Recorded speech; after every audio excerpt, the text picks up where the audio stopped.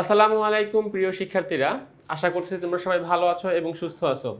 তো আমরা easy public technique easy education এবং টেকনিক পাবলিকেশন এর সমন্বয়ে রচিত ইজি কেমিস্ট্রি বইয়ের পক্ষ থেকে তোমাদের সকলকে স্বাগতম জানাচ্ছি। আশা করতেছি তোমরা সবাই ভালো আছো এবং সুস্থ আছো।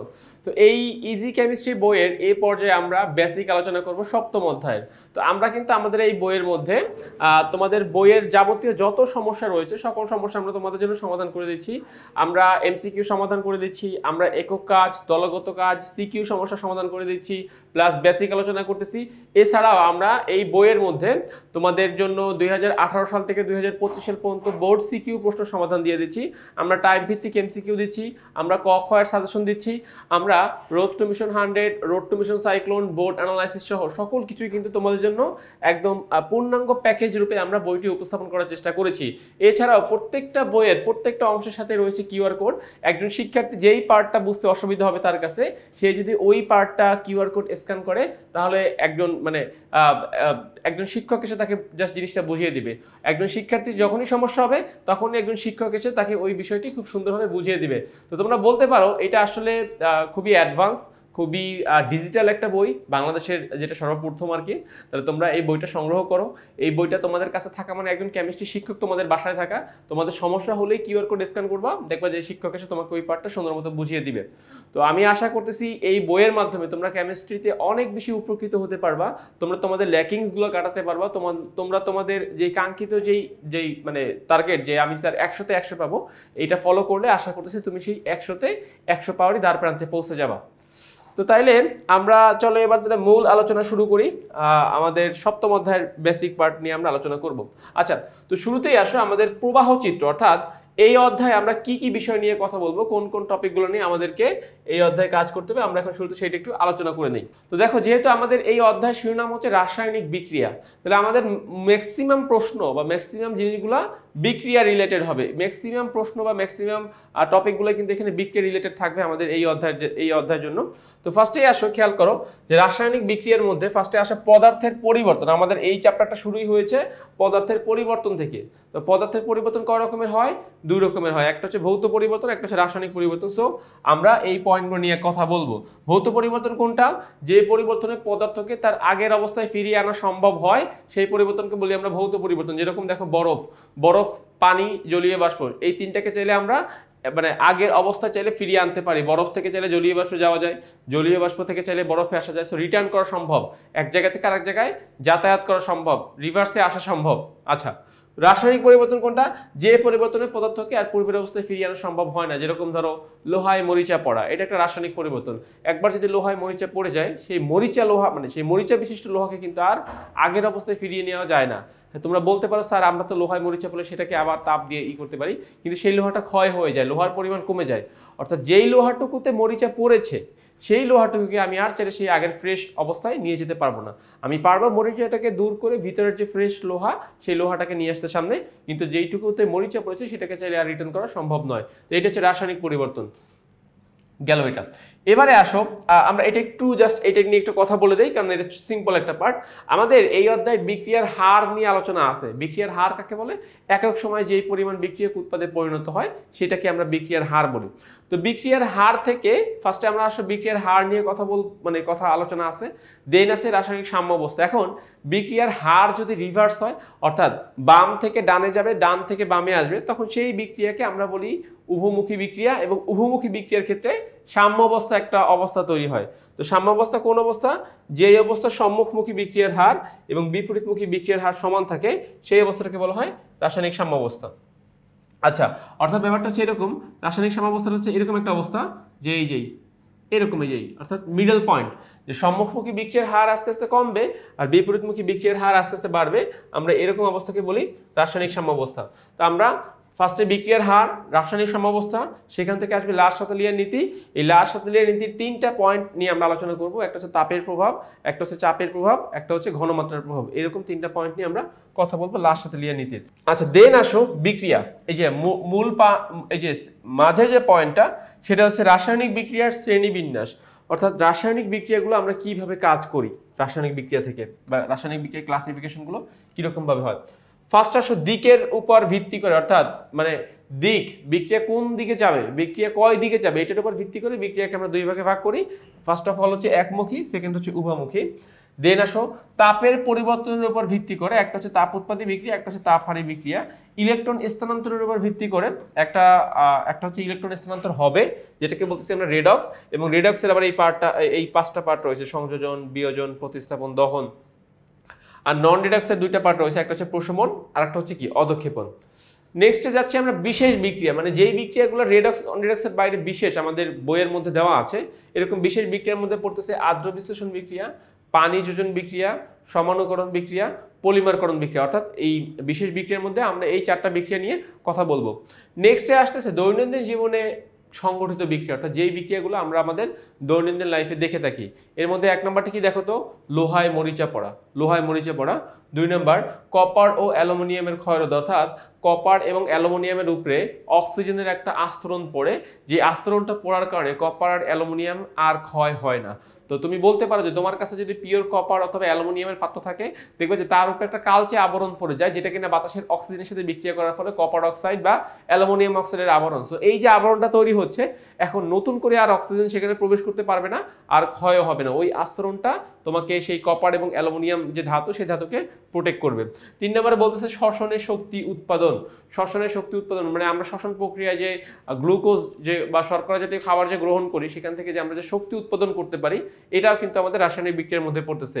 4 নম্বর প্রাকৃতিক জ্বালানি হিসেবে প্রাকৃতিক গ্যাস, অর্থাৎ আমরা যে প্রাকৃতিক মিথেন গ্যাস থেকে যে কার্বন ডাই অক্সাইড উৎপন্ন করতে পারি, জলীয় বাষ্প উৎপাদন করতে পারি, প্লাস এখান থেকে আমরা প্রচুর তাপ শক্তি উৎপাদন করতে পারি। তো এইটাই বলতেছে যে জ্বালানি হিসেবে প্রাকৃতিক গ্যাস। আর 5 নম্বর মৌমাছির কামড়ে জ্বালা পোড়া, মানে মৌমাছির কামড় থেকে জ্বালা নিরাময়।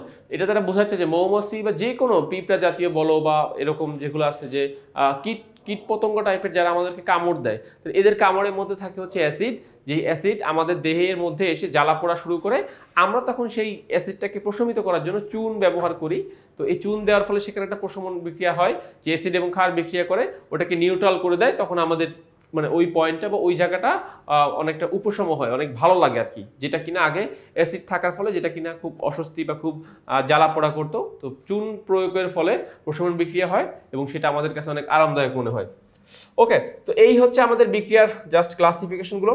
এবারে চলো, মানে এতক্ষণ আমি পুরো অধ্যায় নিয়ে কথা বললাম, এবারে আমরা একটু এইটা বোঝার চেষ্টা করব। এটা হচ্ছে আগেরই জাস্ট বিক্রিয়াটাকে আমরা একদম এক্সাম্পল সহকারে এখানে উপস্থাপন করার চেষ্টা করেছি, এক্সাম্পল সহকারে। তো এখানে কি হচ্ছে দেখো, এখানে ফার্স্টে বলতেছে যে আমরা রাসায়নিক বিক্রিয়ার শ্রেণী বিভাগ দিকের ভিত্তিতে 2 প্রকার, যেটা বললাম। একমুখী মানে কি বলতো, যেই বিক্রিয়াটা শুধুমাত্র এক দিকেই যাবে সেটাকে বলতেছি আমরা একমুখী। উভমুখী মানে কি, সে বাম থেকে ডানে যেতে পারবে, ডান থেকে বামে আসতে পারবে, সো তার জন্য 2টা রাস্তা বা 2টা পথই খোলা, সেটাকে বলি আমরা উভমুখী। সো একমুখী মানে যে কোনো বিক্রিয়া একদিকে যাবে, আর উভমুখী মানে কি, সে 2 দিকেই যেতে পারবে। আচ্ছা, তাপের পরিবর্তনের ভিত্তিতে দেখো বিক্রিয়াকে 2 ভাগে ভাগ করা হয়।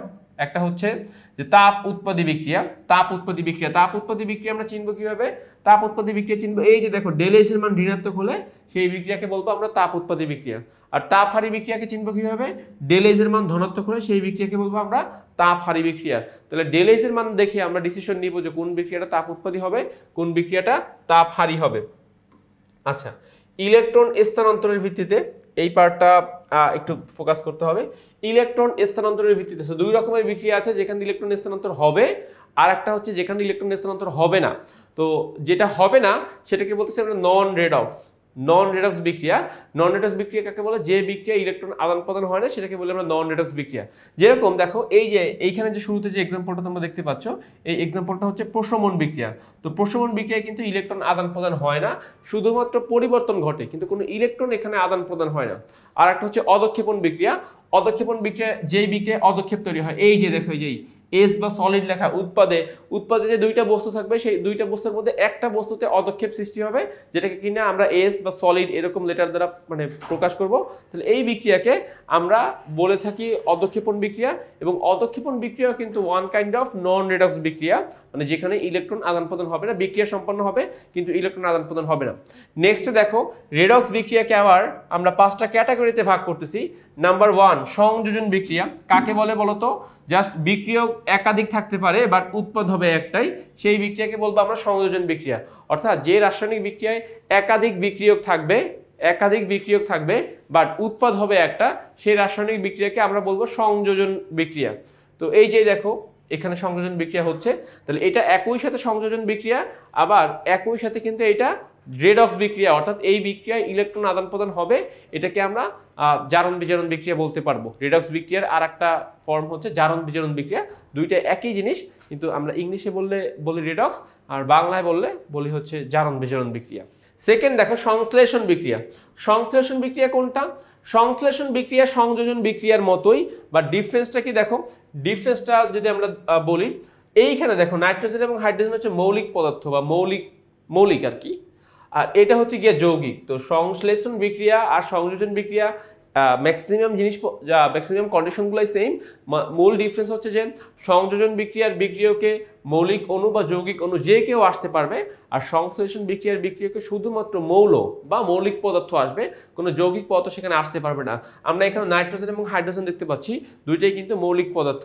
আর উপরেটা দেখো FeCl2 ফেরাস ক্লোরাইড, এটা একটা যৌগিক পদার্থ বা যৌগিক অণু। তো পার্থক্য হচ্ছে এইটুকুই, বাট উভয়ের উৎপাদ একটাই হবে। এই দিক থেকে বোধ বিক্রিয়া সিমিলার, যে আমরা এখানে উৎপাদে একটা উৎপাদই পাবো, এর বেশি আর উৎপাদ পাবো না। বিক্রিয়ক আমার 2টা 3টা 4টা 5টা যতগুলো ইচ্ছে হোক, কিন্তু উৎপাদ আমার একটাই হবে। উভয় বিক্রিয়া এই একটা শর্তে তারা সিমিলার আর কি, যে উভয় বিক্রিয়ার উৎপাদ হবে একটা।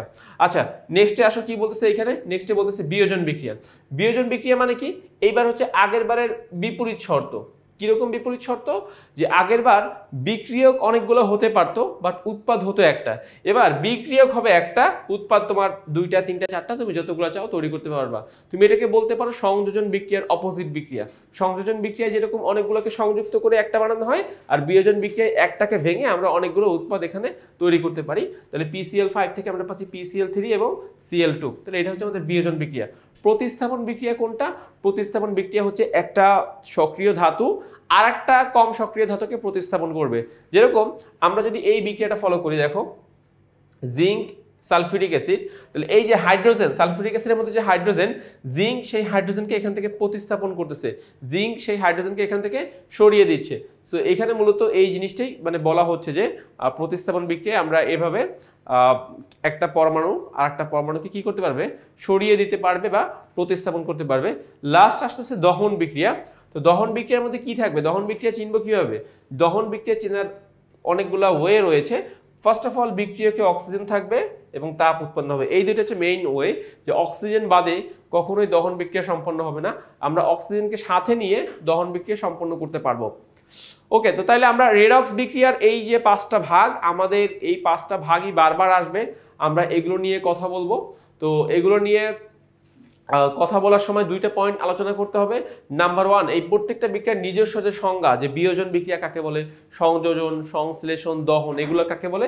আর নাম্বার 2, এই প্রত্যেকটা বিক্রিয়ায় কিন্তু তোমার রেডক্স বিক্রিয়া। সো এই যে 2টা পার্ট, যে প্রত্যেকটা বিক্রিয়ায় রেডক্স বিক্রিয়া প্লাস প্রত্যেকটা বিক্রিয়ার সাথে নির্দিষ্ট কিছু সংজ্ঞা রয়েছে, 2টা পার্টই যখন আমরা পড়বো তখন আমাদেরকে 2টা পার্টই একবারে পড়ে ফেলতে হবে, যাতে করে আমাদের কোনো সমস্যা না থাকে এখান থেকে। আচ্ছা, তো আমি যাচ্ছি নেক্সট যে অংশ আছে, দেখো সেটা হচ্ছে তাপ উৎপাদী বিক্রিয়া চেনার উপায় কি, আমরা কিভাবে চিনবো যে একটা বিক্রিয়া তাপ উৎপাদী। কেননা আমাদের এই তাপ উৎপাদী বিক্রিয়াটা কিন্তু খুব বেশি লাগবে লাস সাতালিয়ার নীতি যখন আমরা আলোচনা করব, তখন আসলে আমাদেরকে জানতে হবে যে এই বিক্রিয়াটা কি তাপ উৎপাদী নাকি তাপ হারি। তো তাপ উৎপাদী বিক্রিয়া চেনার কিছু শর্ত রয়েছে, সেই শর্তগুলো আমরা এখন একটু বোঝার চেষ্টা করব। তো দেখো শর্তগুলো একটু মনে রাখতে হবে। প্রথম কথা হচ্ছে যে সমীকরণের ডান পাশে পজিটিভ তাপ থাকবে। দেখো এটা একটা সমীকরণ, যে বিক্রিয়ক থেকে আমরা উৎপাদ পাচ্ছি, তো এই সমীকরণের ডান পাশে যদি এরকম পজিটিভ তাপ থাকে, দেখো তীর চিহ্ন হচ্ছে আমার মূল পয়েন্ট, মাঝামাঝি। এই AB হচ্ছে সমীকরণের বাম পাশ, CD হচ্ছে সমীকরণের ডান পাশ। তো ডান পাশে যদি এরকম পজিটিভ তাপ থাকে বা প্লাস তাপ থাকে, তাহলে বুঝতে হবে যে বিক্রিয়াটা তাপ উৎপাদী হবে।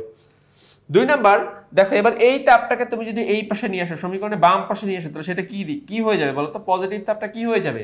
নেগেটিভ হয়ে যাবে। তাহলে এখন বলতেছে যে সমীকরণের বাম পাশে যদি নেগেটিভ তাপ থাকে, দুটো কিন্তু সেমই অর্থ, বাট মনে রাখার জন্য জাস্ট বলা যে সমীকরণের ডান পাশে হলে পজিটিভ, ওই ডান পাশের পজিটিভ তাপই যখন তোমার বাম পাশে চলে আসবে তখন সেটা হয়ে যাবে কি? নেগেটিভ, তখন সেটা হয়ে যাবে নেগেটিভ। আচ্ছা, গেল এটা।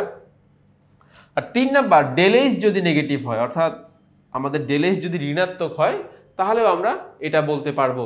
তাহলে সমীকরণের ডান পাশে পজিটিভ তাপ, সমীকরণের বাম পাশে নেগেটিভ তাপ, আর ডেল এইচ যদি নেগেটিভ হয় তাহলে এই তিনটা শর্ত যদি মানে কোথাও কোনো বিক্রিয়ার ক্ষেত্রে দেখা যায়, তাহলে তিনটা শর্তই একটা জিনিস বোঝায়, সেটা কি বলতো, বিক্রিয়াটা কিরকম হবে, তাপ উৎপত্তি হবে, অর্থাৎ এই বিক্রিয়ার ফলে তাপ উৎপন্ন হবে।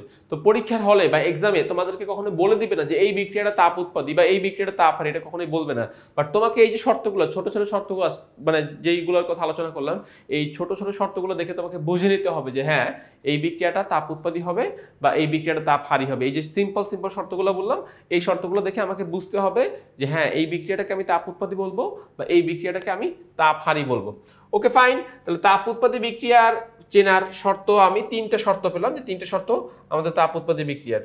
এখানে আরেকটা জিনিস আছে দেখো, যেটা যেটা তোমাদেরকে একটু বলে দেই, সেটা হচ্ছে যে সক্রিয়ণ শক্তি থেকেও আমরা কোনো একটা বিক্রিয়া তাপ উৎপত্তি নাকি তাপ হারি সেটা আইডেন্টিফাই করতে পারি। তুমি এই জায়গাটা একটু ফলো করো, এখানে বিক্রিয়কের যে গ্রাফের লাইনটা আর উৎপাদের যে গ্রাফের লাইনটা, দেখো বিক্রিয়কের গ্রাফের লাইনটা অনেক উঁচুতে আছে, অর্থাৎ তোমার স্থিতিশক্তির কথা যদি তুমি বিবেচনা করো, বিক্রিয়কের স্থিতিশক্তি বেশি উৎপাদের চাইতে।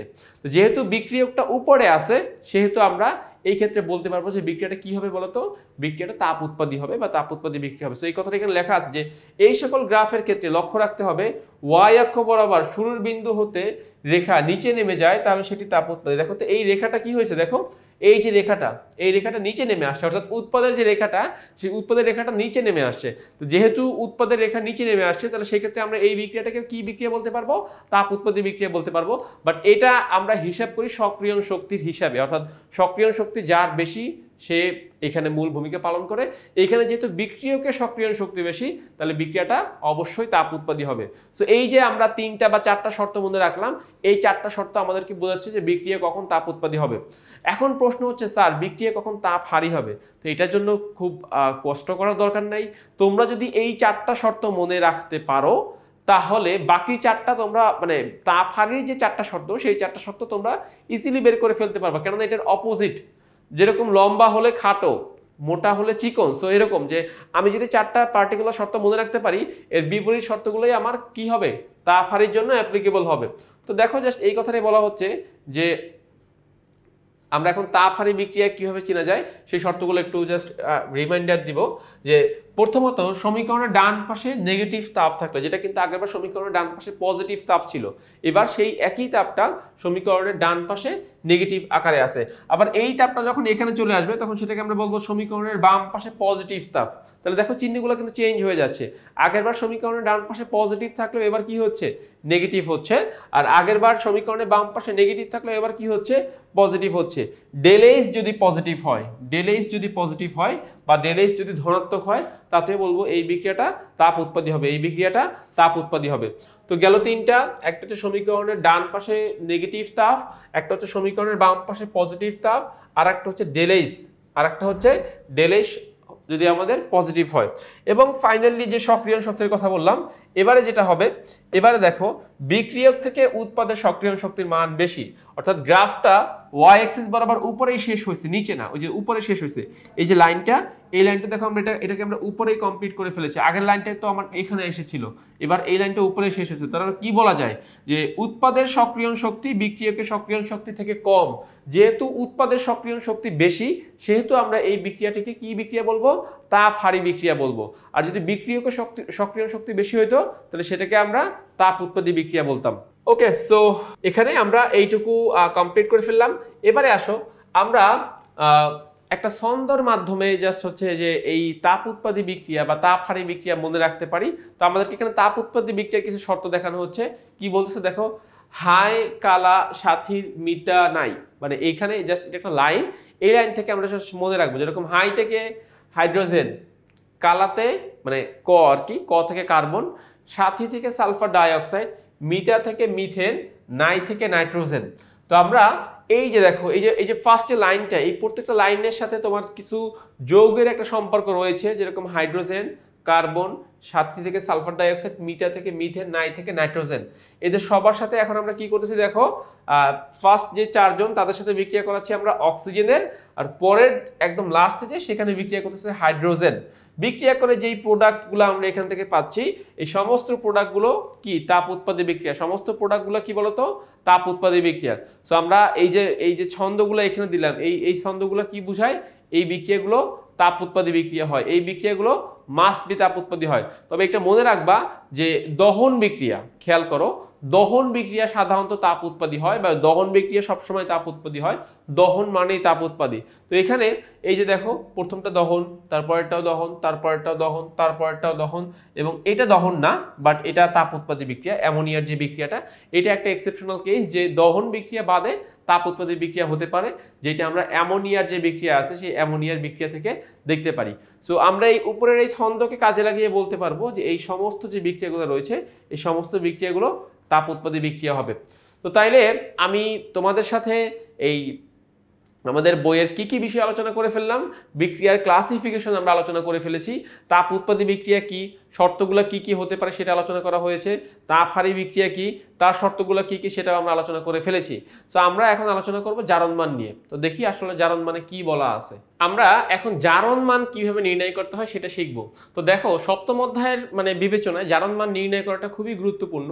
এটা এমসিকিউতে আসে, এটা সিকিউতে আসে, এটা দুইভাবেই আসতে পারে।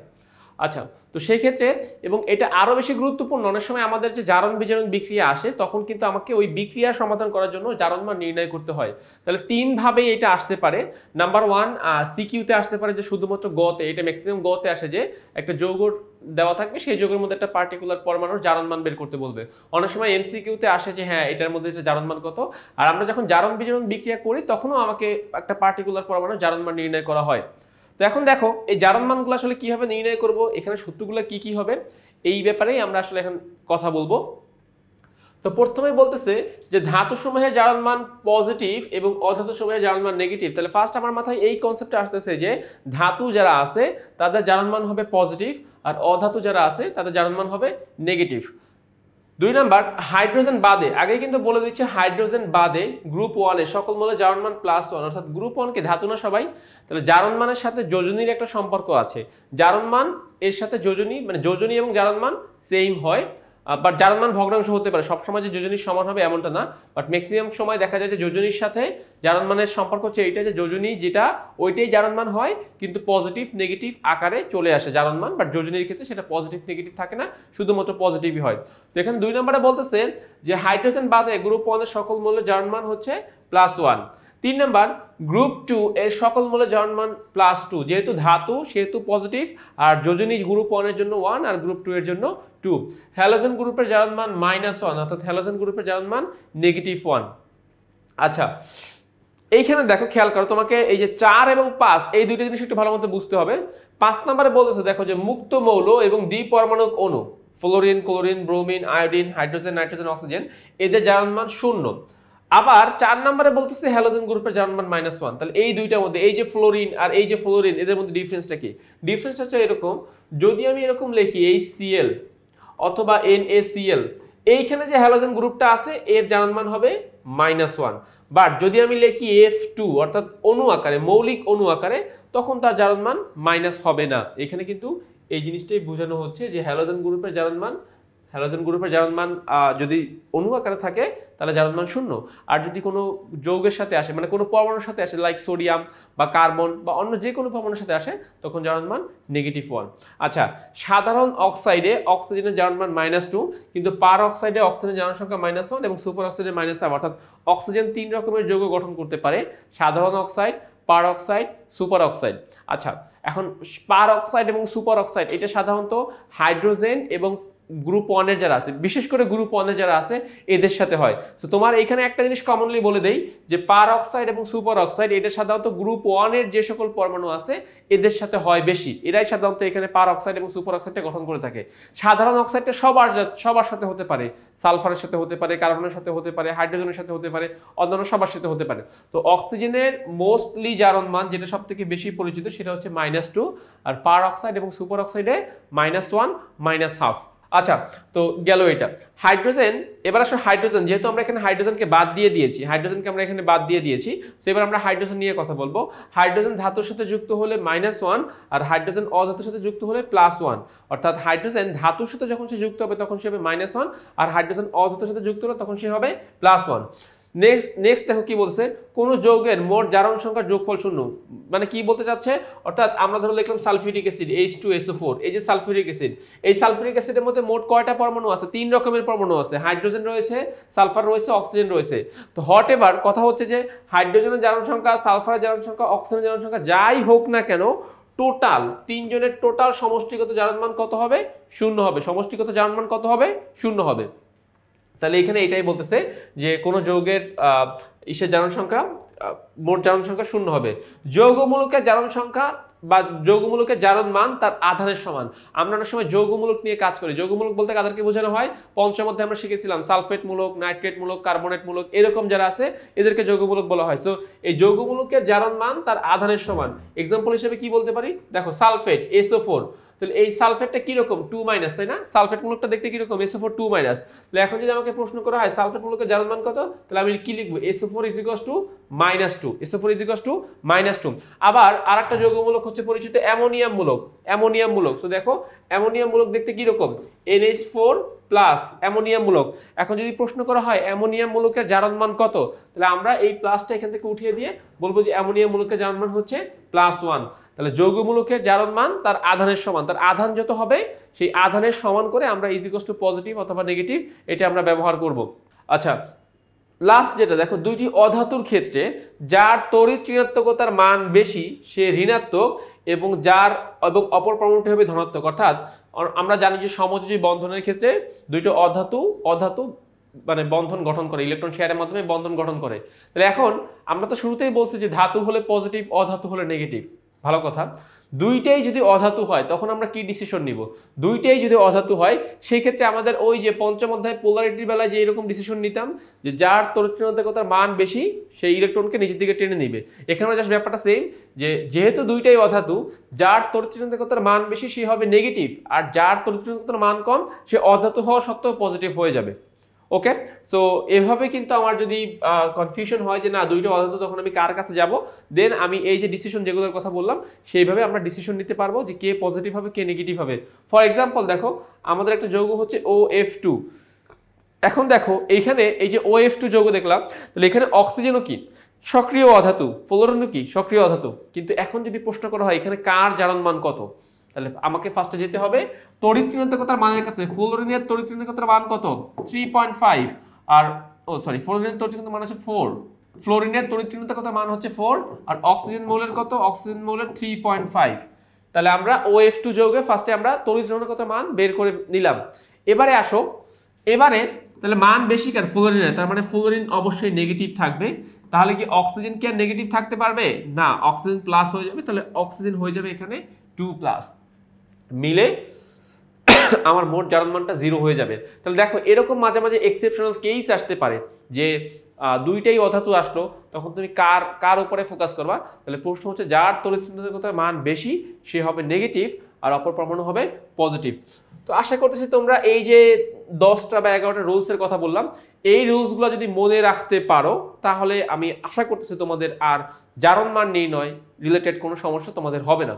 তো চলো আমরা এবার কয়েকটা এক্সাম্পল একটু দেখে ফেলি। দুইটা প্রশ্ন, এই যে প্রশ্ন দেখো, এই যে প্রশ্নটা দেখা যাচ্ছে যে কার্বনের যৌগে কার্বনের জারণ সংখ্যা কত।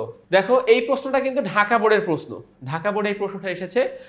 কার্বনিক অ্যাসিড H2CO3, কার্বনিক অ্যাসিডে কার্বনের জারণ সংখ্যা, অর্থাৎ আমি বলছিলাম তোমাদেরকে যে একটা পার্টিকুলার পরমাণুর প্রতি ফোকাস করবে যে হ্যাঁ এই পার্টিকুলার পরমাণুর জারণ মান কত হতে পারে। আচ্ছা, তাহলে আমরা ধরতেছি যে কার্বনিক অ্যাসিড এই যৌগে কার্বনের জারণ সংখ্যা হচ্ছে X। আচ্ছা, তাহলে এবারে আসলে বাকি যে পরমাণু যেগুলো আছে সেগুলো নিয়ে আমরা একটা আলোচনা করব।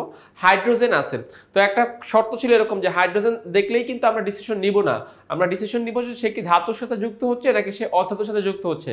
তাহলে হাইড্রোজেন যেহেতু কার্বন এবং অক্সিজেনের সাথে যুক্ত হচ্ছে, কার্বন এবং অক্সিজেন কি বলতো? কার্বন এবং অক্সিজেন হচ্ছে অধাতু, তাহলে হাইড্রোজেন অধাতুর সাথে যুক্ত হলে তার জারণ মান কিরকম হবে? পজিটিভ হবে।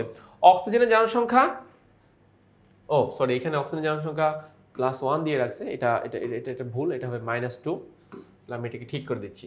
আচ্ছা, সো অক্সিজেন জারণ সংখ্যা কত হবে? -2। ঠিক আছে, হাইড্রোজেনের জারণ সংখ্যা হচ্ছে +1, অক্সিজেনের জারণ সংখ্যা -2। তো আমরা এখন এখান থেকে আমরা কার্বনের জারণ সংখ্যা বের করতে পারি। কিভাবে বের করব? তাহলে আমি জানি যে কোনো যৌগের মোট জারণ সংখ্যার যোগফল 0। যে কোনো যৌগের ক্ষেত্রে মোট জারণ সংখ্যার যোগফল কত হবে? মোট জারণ সংখ্যার যোগফল হচ্ছে 0। ইয়েস, 0 হবে। মোট জারণ সংখ্যার যোগফল 0 হবে। আচ্ছা, তো এখন দেখো এই যে এখন আমরা এখান থেকে আমরা এখন বের করতে পারি। তাহলে কার্বনিক অ্যাসিড তাহলে দেখো হাইড্রোজেন আছে কয়টা? 2টা। সো +1 হচ্ছে হাইড্রোজেনের জারণ মান, আর 2 হচ্ছে 2টা হাইড্রোজেন বিজয়, সেজন্য 2। আবারও বলতেছি +1 হচ্ছে প্রত্যেকটা হাইড্রোজেনের জারণ মান, আর 2 গুণ হয়েছে কারণ 2টা হাইড্রোজেন রয়েছে। ওকে, কার্বন যেহেতু একটা, তাহলে সেখানে আমি একটা x নিলাম, মানে কার্বনের জারণ সংখ্যাকে আমরা মূলত x ধরতেছি। আর অক্সিজেন কয়টা দেখো তো? প্রত্যেকটা অক্সিজেনের জারণ মান -2। অক্সিজেন আছে কয়টা? অক্সিজেন আছে 3টা। তাহলে এই 3 আসছে, 3টা অক্সিজেন আছে সেজন্য, আর এই -2 হচ্ছে প্রত্যেকটা অক্সিজেন জারণ মান -2 করে। তাহলে ইজিকস টু কত হয়ে গেল? ইজিকস টু 0 হয়ে গেল। এবারে ফলো করো 2 × 1 তার মানে 2।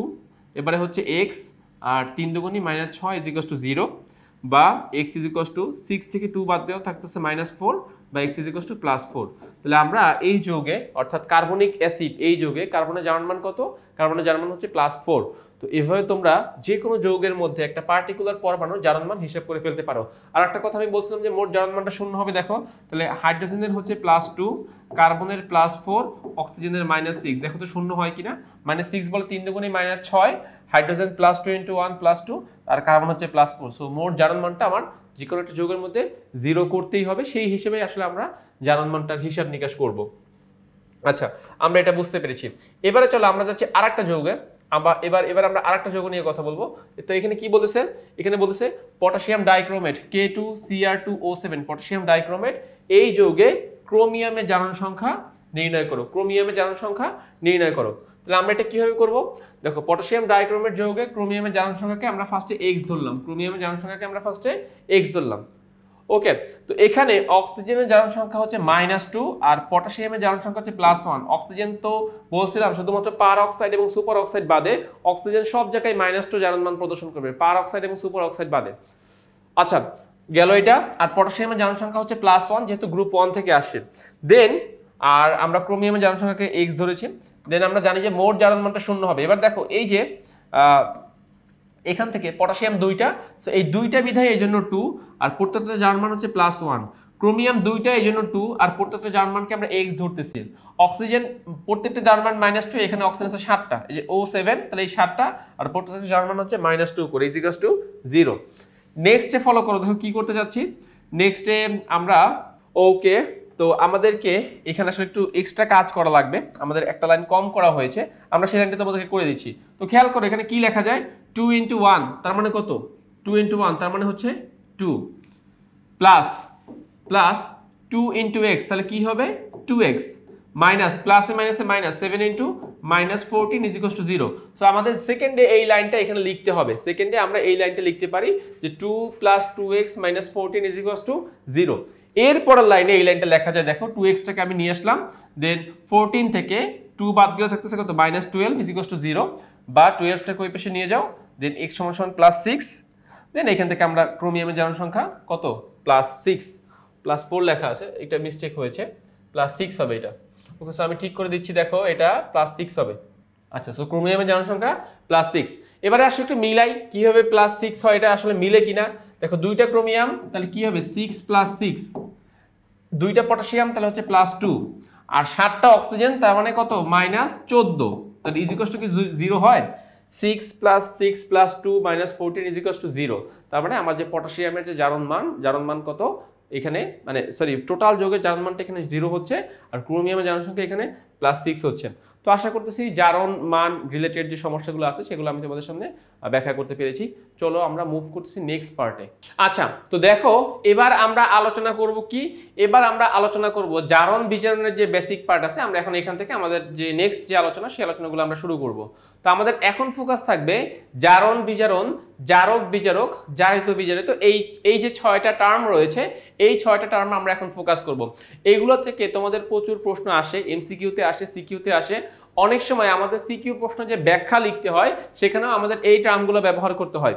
তো দেখো আমাদের যদি এই পার্টগুলো যদি আমরা ঠিকভাবে কমপ্লিট করতে পারি তাহলে আমি আশা করতেছি আমাদের আর কোনো সমস্যা থাকবে না। তো দুইটা মানে সবগুলো হচ্ছে জোড়ায় জোড়ায়, জারণ বিজারণ, জারক বিজারক, জারিত বিজারিত। আমরা সবগুলো জিনিসই বোঝার চেষ্টা করব। ফার্স্টে আসো, জারণ কাকে বলে। বলতেছে যে জারণ কথার অর্থ হচ্ছে ছাড়ন, মানে জারণ কথার অর্থ হচ্ছে ছেড়ে দেওয়া। এখন কি ছেড়ে দেওয়া? যে বিক্রিয়ার মাধ্যমে ইলেকট্রন ত্যাগ করা হয় তাকে জারণ বিক্রিয়া বলে। যে বিক্রিয়ার মাধ্যমে ইলেকট্রন ছেড়ে দেওয়া হয়, ইলেকট্রন ত্যাগ করা হয়, তাকে জারণ বিক্রিয়া বলে। তাহলে মনে রাখবা যে ইলেকট্রন ত্যাগের বিক্রিয়াকে জারণ বিক্রিয়া বলে। আচ্ছা, নেক্সট আসো বিজারণ। যে বিক্রিয়ার মাধ্যমে ইলেকট্রন গ্রহণ করা হয় তাকে বলা হয় বিজারণ বিক্রিয়া। যে বিক্রিয়ার মাধ্যমে ইলেকট্রন গ্রহণ করা হয় তাকে বলা হয় বিজারণ বিক্রিয়া। তাহলে জারণ মানে ইলেকট্রন ত্যাগ করা হয় আর বিজারণ মানে ইলেকট্রন গ্রহণ করা হয়। এই দুইটা পার্ট আমরা ক্লিয়ার হয়ে গিয়েছি। নেক্সট জারক এবং বিজারক। সো জারক এবং বিজারক এই দুইটা জিনিস মনে রাখতে হলে তুমি চাইলে এই একটা ওয়ার্ড বা দুইটা ওয়ার্ড মনে রাখতে পারো, জাগ্রত বিদ্যান। তো আমরা এই ওয়ার্ড থেকে খুব সহজেই বের করতে পারবো যে জারক পদার্থ কি হবে, বিজারক পদার্থ কি হবে। ওকে, তো দেখো জারকের যা থেকে মানে জাগ্রতর যা থেকে বোঝানো হয় জারক পদার্থ, আর এই যে গ্রহ থেকে হচ্ছে গিয়ে যে গ্রহণ করে, কি গ্রহণ করে? ইলেকট্রন গ্রহণ করে। তাহলে জাগ্রত এই ওয়ার্ড দ্বারা বোঝাচ্ছে যে জারক পদার্থ ইলেকট্রন গ্রহণ করে। আচ্ছা, নেক্সটে দেখো বিদ্যান। বিদ্যানের বিজারক, বিদ্যানের বি থেকে বিজারক পদার্থ, আর দান থেকে দান করে। তাহলে কি দান করে? ইলেকট্রন দান করে। তো তাইলে আমরা জাগ্রত বিদ্যান এই ওয়ার্ড থেকে দুইটা জিনিস জানতে পারলাম, জারক পদার্থ ইলেকট্রন গ্রহণ করে আর বিজারক পদার্থ ইলেকট্রন দান করে।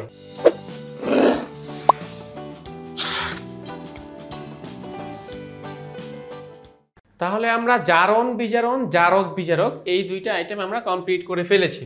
এখন বাকি রইল শুধুমাত্র জারিত এবং বিজারিত। দেখো তাহলে জারিত পদার্থ কাকে বলে? যে তাহলে জারক পদার্থের আরেকটু সুন্দর ডেফিনেশন আমরা এখানে দিচ্ছি, যে সকল পদার্থ ইলেকট্রন গ্রহণ করে তাদেরকে জারক পদার্থ বলে, আর যে সকল পদার্থ ইলেকট্রন দান করে তাদেরকে বিজারক পদার্থ বলে। এক্সাম্পল হিসেবে আছে অক্সিজেন, হাইড্রোজেন পার অক্সাইড, পটাশিয়াম পার ম্যাঙ্গানেট, আর এখানে সোডিয়াম, ম্যাগনেসিয়াম, হাইড্রোজেন গ্যাস, এদের এক্সাম্পল আমরা এখানে দেখতে পাচ্ছি। ওকে, তাহলে গেল জারণ বিজারণ, জারক বিজারক। এবার আসলে জারিত বিজারিত। জারিত পদার্থ কারা? যে পদার্থের জারণ সম্পন্ন হয় তাকে জারিত পদার্থ বলে। অর্থাৎ জারণ যেই পদার্থের দ্বারা সম্পন্ন হবে, জারণ তো কোনো একটা ধাতু বা কোনো একটা পদার্থের দ্বারা জারণ সম্পন্ন হবে, যেই পদার্থের দ্বারা জারণ সম্পন্ন হবে তাকে জারিত পদার্থ বলে, আর যেই পদার্থের দ্বারা বিজারণ সম্পন্ন হবে তাকে বিজারিত পদার্থ বলে। তাহলে আমরা 6টা আইটেম ক্লিয়ার। জারণ মানে ইলেকট্রন ছাড়া, বিজারণ মানে ইলেকট্রন গ্রহণ করা। জারক পদার্থ যারা ইলেকট্রন গ্রহণ করে আর বিজারক পদার্থ যারা ইলেকট্রন দান করে। জারিত পদার্থ তারাই যাদের দ্বারা জারণ সম্পন্ন হয়, আর বিজারিত পদার্থ তারাই যাদের দ্বারা বিজারণ সম্পন্ন হয়। ওকে, সো আমরা তাহলে এইটুকু বুঝতে পেরেছি। এবারে দেখো আমরা সবগুলোকে এক সিরিয়ালে নিয়ে আসতেছি। জারণ, জারিত, বিজারক এরা সবাই ইলেকট্রন দান করে, আর বিজারণ, বিজারিত, জারক এরা সবাই ইলেকট্রন গ্রহণ করবে। সো এই সিরিয়ালটা মনে রাখাটা খুবই ইম্পর্টেন্ট।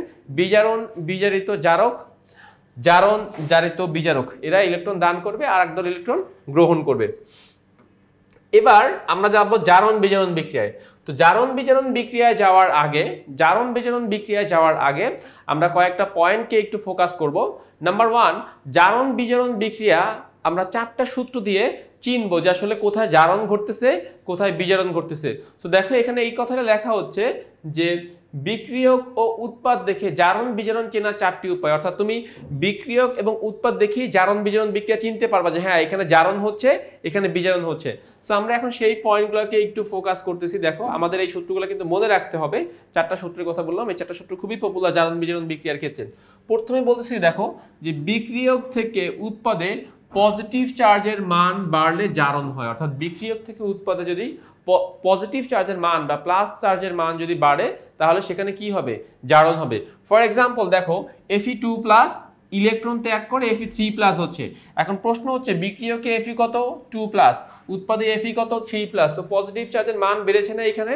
অবশ্যই বেড়েছে। যেহেতু এখানে পজিটিভ চার্জের মান বেড়েছে সেহেতু এখানে কি ঘটবে? এখানে জারণ ঘটবে। আচ্ছা, এবারে কি বলতেছে, বিক্রিয়ক থেকে উৎপাদে পজিটিভ চার্জের মান কমলে বিজারণ হয়, মান বাড়লে জারণ হয়, তাহলে মান কমলে কি হবে, উৎপাদে পজিটিভ চার্জের মান কমলে বিজারণ হবে। ফর এক্সাম্পল দেখো, এখানে ছিল Na+, আর সে মানে Na+ একটা ইলেকট্রন গ্রহণ করে Na0 হয়েছে, তাহলে যেহেতু এখানে পজিটিভ চার্জের মান কমেছে, প্লাস থেকে সে শূন্য হয়েছে, পজিটিভ চার্জের মান কমেছে, তাহলে এখানে কি ঘটবে, এখানে বিজারণ ঘটবে। তাহলে বিক্রিয়ক থেকে উৎপাদে পজিটিভ চার্জের মান বাড়লে জারণ হয়, আর বিক্রিয়ক থেকে উৎপাদে পজিটিভ চার্জের মান কমলে বিজারণ হয়।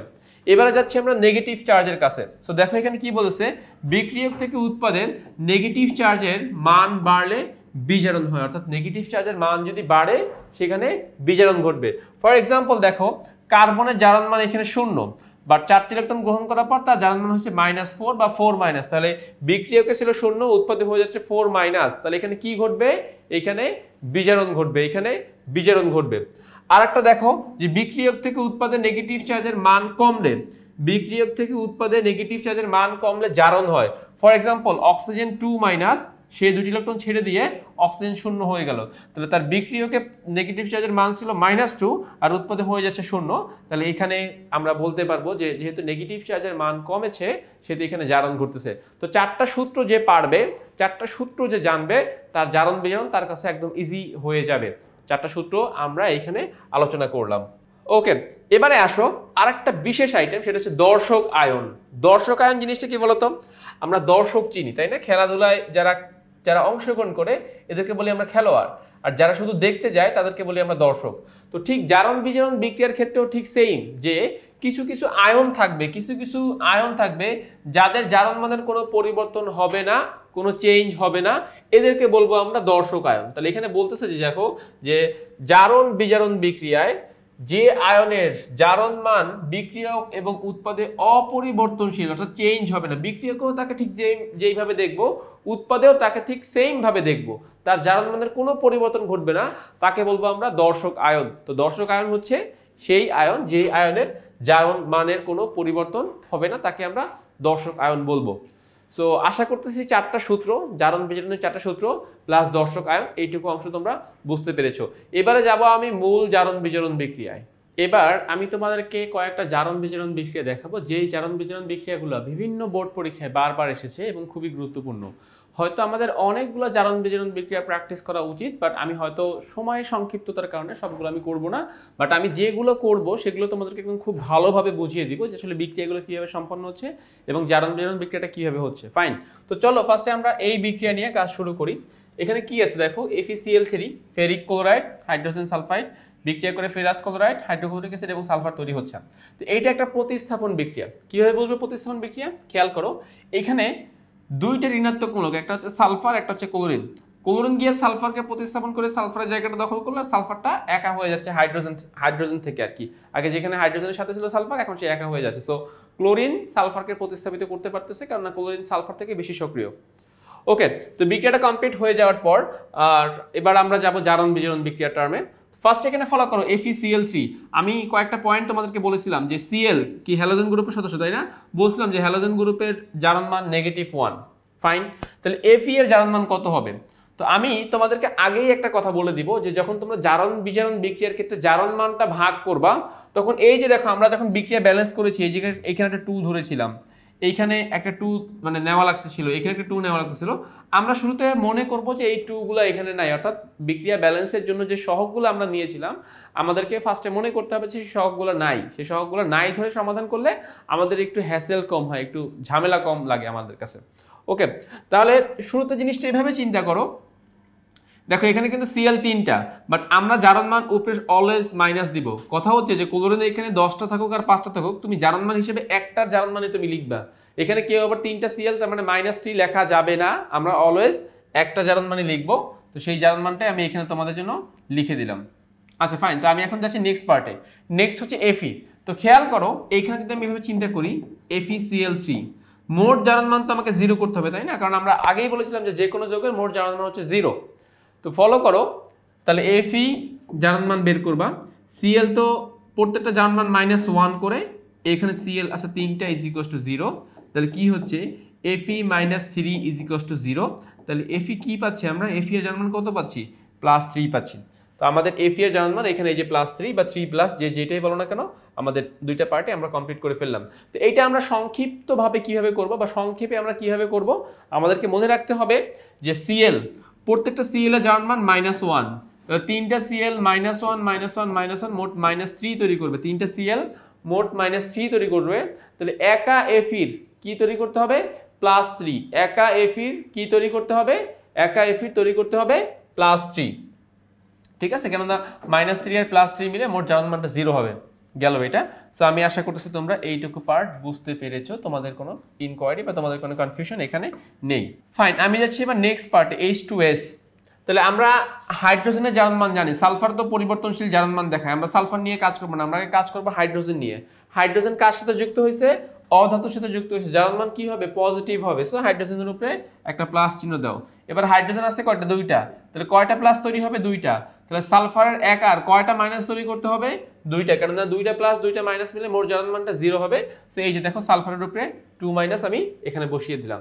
সেম ভাবে FeCl2, Cl দুইটা থাকলেও কোনো সমস্যা নাই, আমরা উপরে একটা জারণ মানই প্রদর্শন করব। দেন দুইটা Cl -1 -2 তৈরি করবে, একা Fe দুইটা প্লাস তৈরি করতে হবে। সো Fe হচ্ছে এখানে +2 আর Cl হচ্ছে এখানে -1। এই Cl এর হাইড্রোজেন হচ্ছে পজিটিভ, কারণ সে অধাতুর সাথে যুক্ত হয়েছে, আর ক্লোরিন হচ্ছে নেগেটিভ, কারণ সে তো হ্যালোজেন গ্রুপের সদস্য। আর সালফার এখানে মুক্ত, দেখো সে কারোর সাথে যুক্ত হয় না, সে একা রয়েছে, এজন্য তার জারণ মানটা 0। তাহলে আমরা এইভাবে কম্পেয়ার করে করে জারণ মানগুলো ভাগ করব এবং সেই জারণ মানগুলো আমরা উপরে লিখে ফেলবো। এবারে যাব আমরা সেই 4টা সূত্র, মনে আছে যে বিক্রিয়ক থেকে উৎপাদে পজিটিভ চার্জের মান বাড়লে পজিটিভ চার্জের মান কমলে, নেগেটিভ চার্জের মান বাড়লে নেগেটিভ চার্জের মান কমলে, যে 4টা সূত্র ছিল আমরা সেই 4টা সূত্র এবার আলোচনা করব। তো কি বলতেছে এখানে দেখো, এখানে ফার্স্ট অফ অল Cl এর সাথে যদি কম্পেয়ার করো, Cl হচ্ছে তোমার এইখানে Cl এর জারণ মান হচ্ছে, Cl আমার এখানে দর্শক আয়ন হিসেবে কাজ করতেছে। আচ্ছা আমরা Fe থেকেই আসি, দেখো Fe এর জারণ মান এখানে কত। আচ্ছা আমাদের যেহেতু এগুলো করা শেষ, আমরা এবার Fe এর সাথে কম্পেয়ার করব। Fe এর জারণ মান বিক্রিয়কে কত 3+, উৎপাদে কত 2+, তাহলে কি পজিটিভ চার্জের মান কমছে। পজিটিভ চার্জের মান কমলে কি হয়, পজিটিভ চার্জের মান কমলে বিজারণ হয়। ব্যাস, তাহলে Fe এর ব্যাপারটা আমরা ক্লিয়ার করে ফেললাম। আচ্ছা সালফারের কাছে আসো তো, সালফারের জারণ মান এখানে কত -2 আর এখানে কত 0। তাহলে নেগেটিভ চার্জের মান কমছে না, দেখো তো বিক্রিয়কে -2 ছিল বাট উৎপাদে 0। নেগেটিভ চার্জের মান কমলে কি হয়, নেগেটিভ চার্জের মান কমলে জারণ হয়, আর পজিটিভ চার্জের মান কমলে বিজারণ হয়। ব্যাস, তাহলে সালফার দ্বারা হচ্ছে জারণ আর Fe দ্বারা হচ্ছে বিজারণ।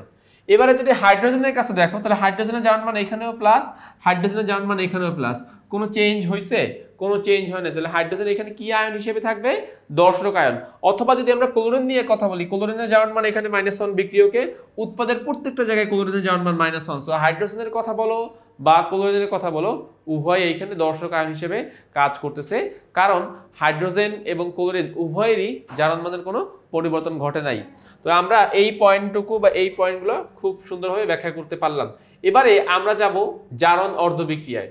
তো জারণ অর্ধবিক্রিয়া আসলে কি জিনিসটা, জারণ অর্ধবিক্রিয়া বলতে বোঝানো হয় যে তুমি এতক্ষণ যেই কথাগুলো বলছি আমরা বা যেই শর্তগুলো অ্যাপ্লাই করছি, সেগুলো এখন আমরা বিক্রিয়ার মাধ্যমে দেখাবো যে বিক্রিয়ার মাধ্যমে কাজটা কিভাবে হচ্ছে।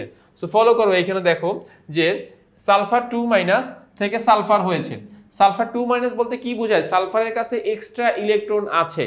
তো সালফার যদি সেই এক্সট্রা ইলেকট্রন ত্যাগ করে দেয়, তাহলে তখনই তো সে নিউট্রাল সালফার হতে পারবে, যেটা কিনা আমরা আমাদের বিজারণ অর্ধবিক্রিয়া দেখাতে পারতেছি। এই যে দেখো, এই বিজারণ অর্ধবিক্রিয়া কি করতেছি, sulphur 2- -2 electron is sulphur, but আমাদের বইয়ে আসলে মাইনাসটা এভাবে না দেখিয়ে এই -2 ইলেকট্রনটাকে আমরা ওই পাশে নিয়ে যাব সমান চিহ্নের। তাহলে কি হচ্ছে, সালফার 2- সালফার 0 + 2 ইলেকট্রন। এটাকে আমরা ধরতেছি 2 নং সমীকরণ, মানে যেটাকে বলছি আমরা জারণ অর্ধবিক্রিয়া। আচ্ছা এবারে যাচ্ছি আমরা বিজারণ অর্ধবিক্রিয়ায়। বিজারণ অর্ধবিক্রিয়া কি হচ্ছে দেখো তো, বিজারণ অর্ধবিক্রিয়া হচ্ছে যে Fe3+ থেকে Fe2+ হচ্ছে। তো Fe3+ থেকে 2+ হতে হলে অবশ্যই তার একটা ইলেকট্রন গ্রহণ করতে হবে।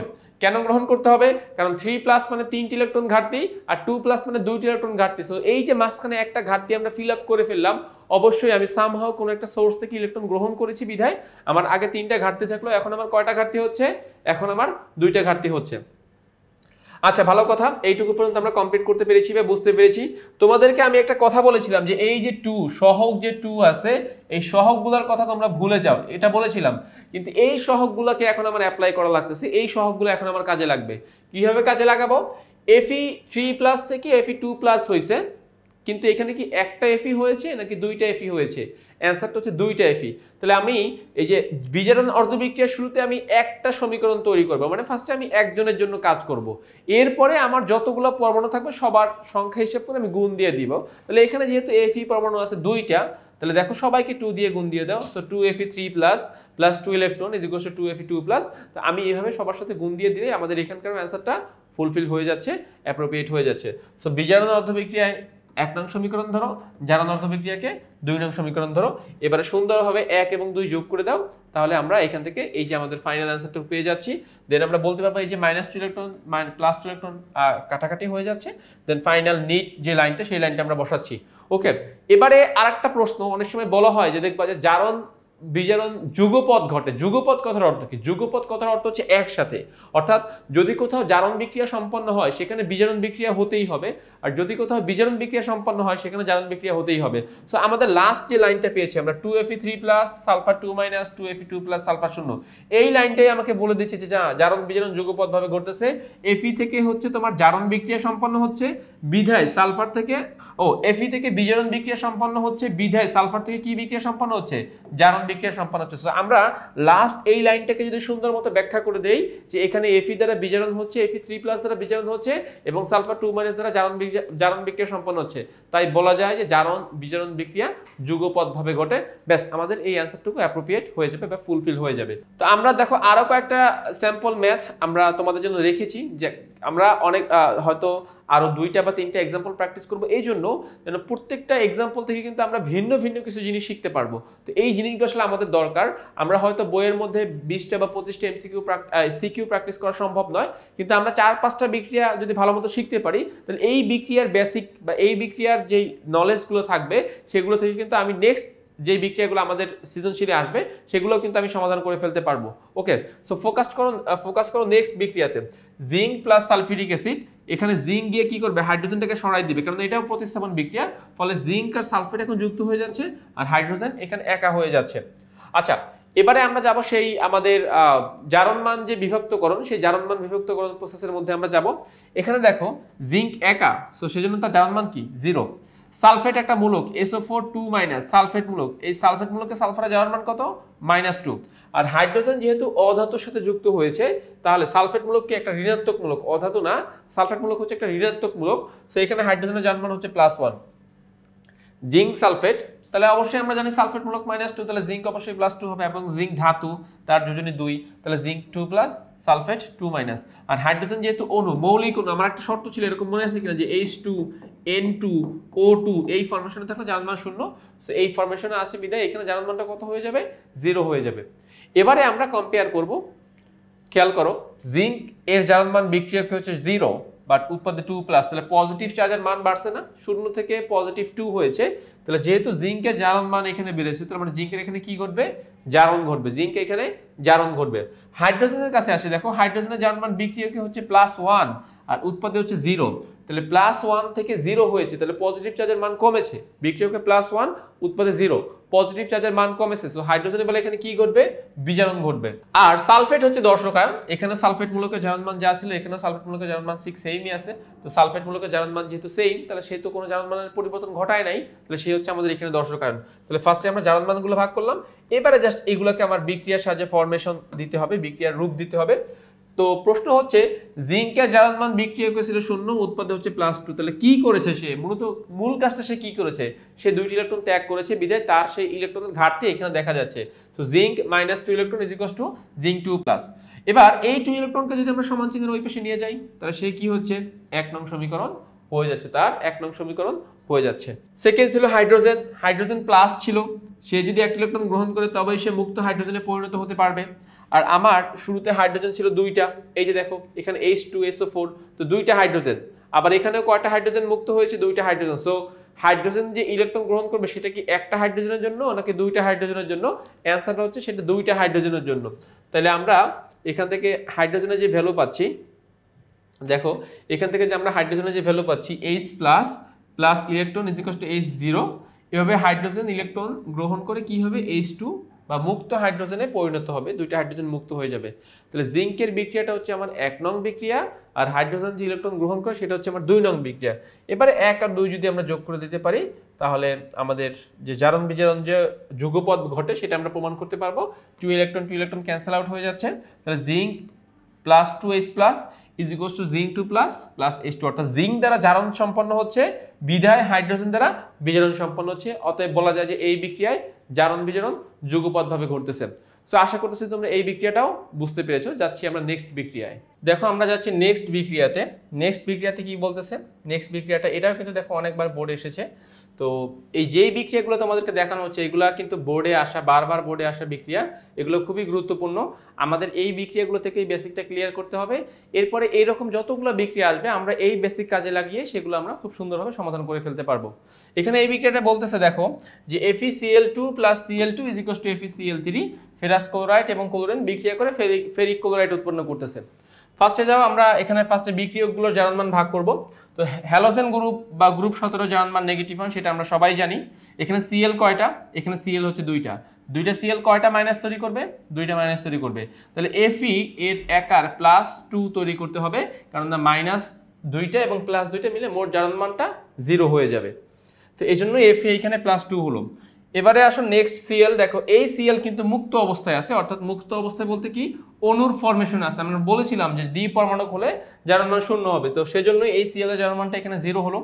আর FeCl3, এখানে Cl-1 ঠিক আছে হ্যালোজেন গ্রুপের সদস্য, বাট এখানে Cl 3টা, তাহলে 3টা Cl মানে কি 3টা মাইনাস, তাহলে একা Fe কি করতে হবে 3টা প্লাস তৈরি করতে হবে, মিলে মোট জারণ মানটা এখানে 0 হয়ে যাচ্ছে। তো Fe হচ্ছে 2 প্লাস Fe3 প্লাস মিলে আমাদের মোট জারণ মানটা 0 হয়ে যাচ্ছে। তাহলে আমরা এখান থেকে জারণ মানটা ভাগ করে ফেললাম।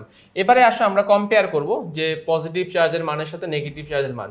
Cl এর কাছে যদি যাই, খেয়াল করো একই Cl দুই রকমের জারণ মান দেখাচ্ছে। দেখো বিক্রিয়কে কিন্তু Cl 0 রয়েছে, আবার বিক্রিয়কে Cl-1 রয়েছে। তো যদি আমরা এই 0 Cl এর সাথে -1 Cl এর কম্পেয়ার করি তখন বলতে হবে নেগেটিভ চার্জ বাড়তেছে, কারণ 0 থেকে -1 হয়েছে, নেগেটিভ চার্জের মান বেড়েছে। তো এখানে কি হবে তাহলে, তখন এখানে বিজারণ হবে। আবার যদি আমরা এখানে Fe2 এর সাথে Fe3 এর কম্পেয়ার করি তাহলে পজিটিভ চার্জের মান বাড়তেছে। পজিটিভ চার্জের মান বাড়লে কি হবে, জারণ হবে। পজিটিভ চার্জের মান বাড়লে জারণ হবে। আর এই Cl দেখো মানে বিক্রিয়কের যে -Cl ছিল সেই Cl এর সাথে উৎপাদের -Cl এর কম্পেয়ার করলে সেটাকে আমরা কি আয়ন বলতে পারবো, সেটাকে বলতে পারবো আমরা দর্শক আয়ন। অর্থাৎ তুমি কোন Cl এর সাথে কোন Cl এর কম্পেয়ার করতেছো সেইটা মূলত এখানে নির্ভর করতেছে। যদি আমরা এই Cl0 এর সাথে Cl-1 কম্পেয়ার করি তখন বিজারণ, বাট Cl এর সাথে যদি -Cl এর কম্পেয়ার করি তখন আমাকে বলতে হবে দর্শক আয়ন। আচ্ছা, তো আমরা এখন এরপরে যাবো জারণ অর্ধ বিক্রিয়ায়। তো জারণ অর্ধ বিক্রিয়ায় কি হচ্ছে দেখো, এই যে Fe 2 থেকে 3 হচ্ছে, তাহলে 2 থেকে 3 হতে হলে কি করতে হবে, ইলেকট্রন অবশ্যই ত্যাগ করতে হবে। সো Fe2 ইলেকট্রন ছেড়ে দিয়ে কি হচ্ছে Fe3 হচ্ছে। ফাইন, তাহলে Fe2 থেকে Fe3 তৈরি করতে পারলাম। এখন প্রশ্ন হচ্ছে এরকম Fe2 আছে কয়টা, বা কয়টা এরকম Fe2 আমরা দেখতে পাচ্ছি। আমরা এরকম Fe2 দেখতে পাচ্ছি কয়টা, এখানে দুইটা। আবার এখানে Fe3 দেখতে পাচ্ছি কয়টা, দুইটা, অর্থাৎ দুইটা Fe2। তাহলে আমাকে সমীকরণকে কত দিয়ে গুণ করতে হবে, 2 দিয়ে গুণ করতে হবে। সবাইকে সমীকরণের আমি 2 দিয়ে গুণ করে দিব। তাহলে 2Fe2 -2 ইলেকট্রন 2Fe3। দেন এই 2 মাইনাস ইলেকট্রনটাকে সমীকরণের ডান পাশে নিয়ে যাও, তাহলে সেই হয়ে যাচ্ছে কি প্লাস হয়ে যাচ্ছে। তাহলে 2Fe2 2Fe3 +2 ইলেকট্রন, এটাকে আমরা 1 নং সমীকরণ বলতে পারবো। এটা আমাদের 1 নং সমীকরণ।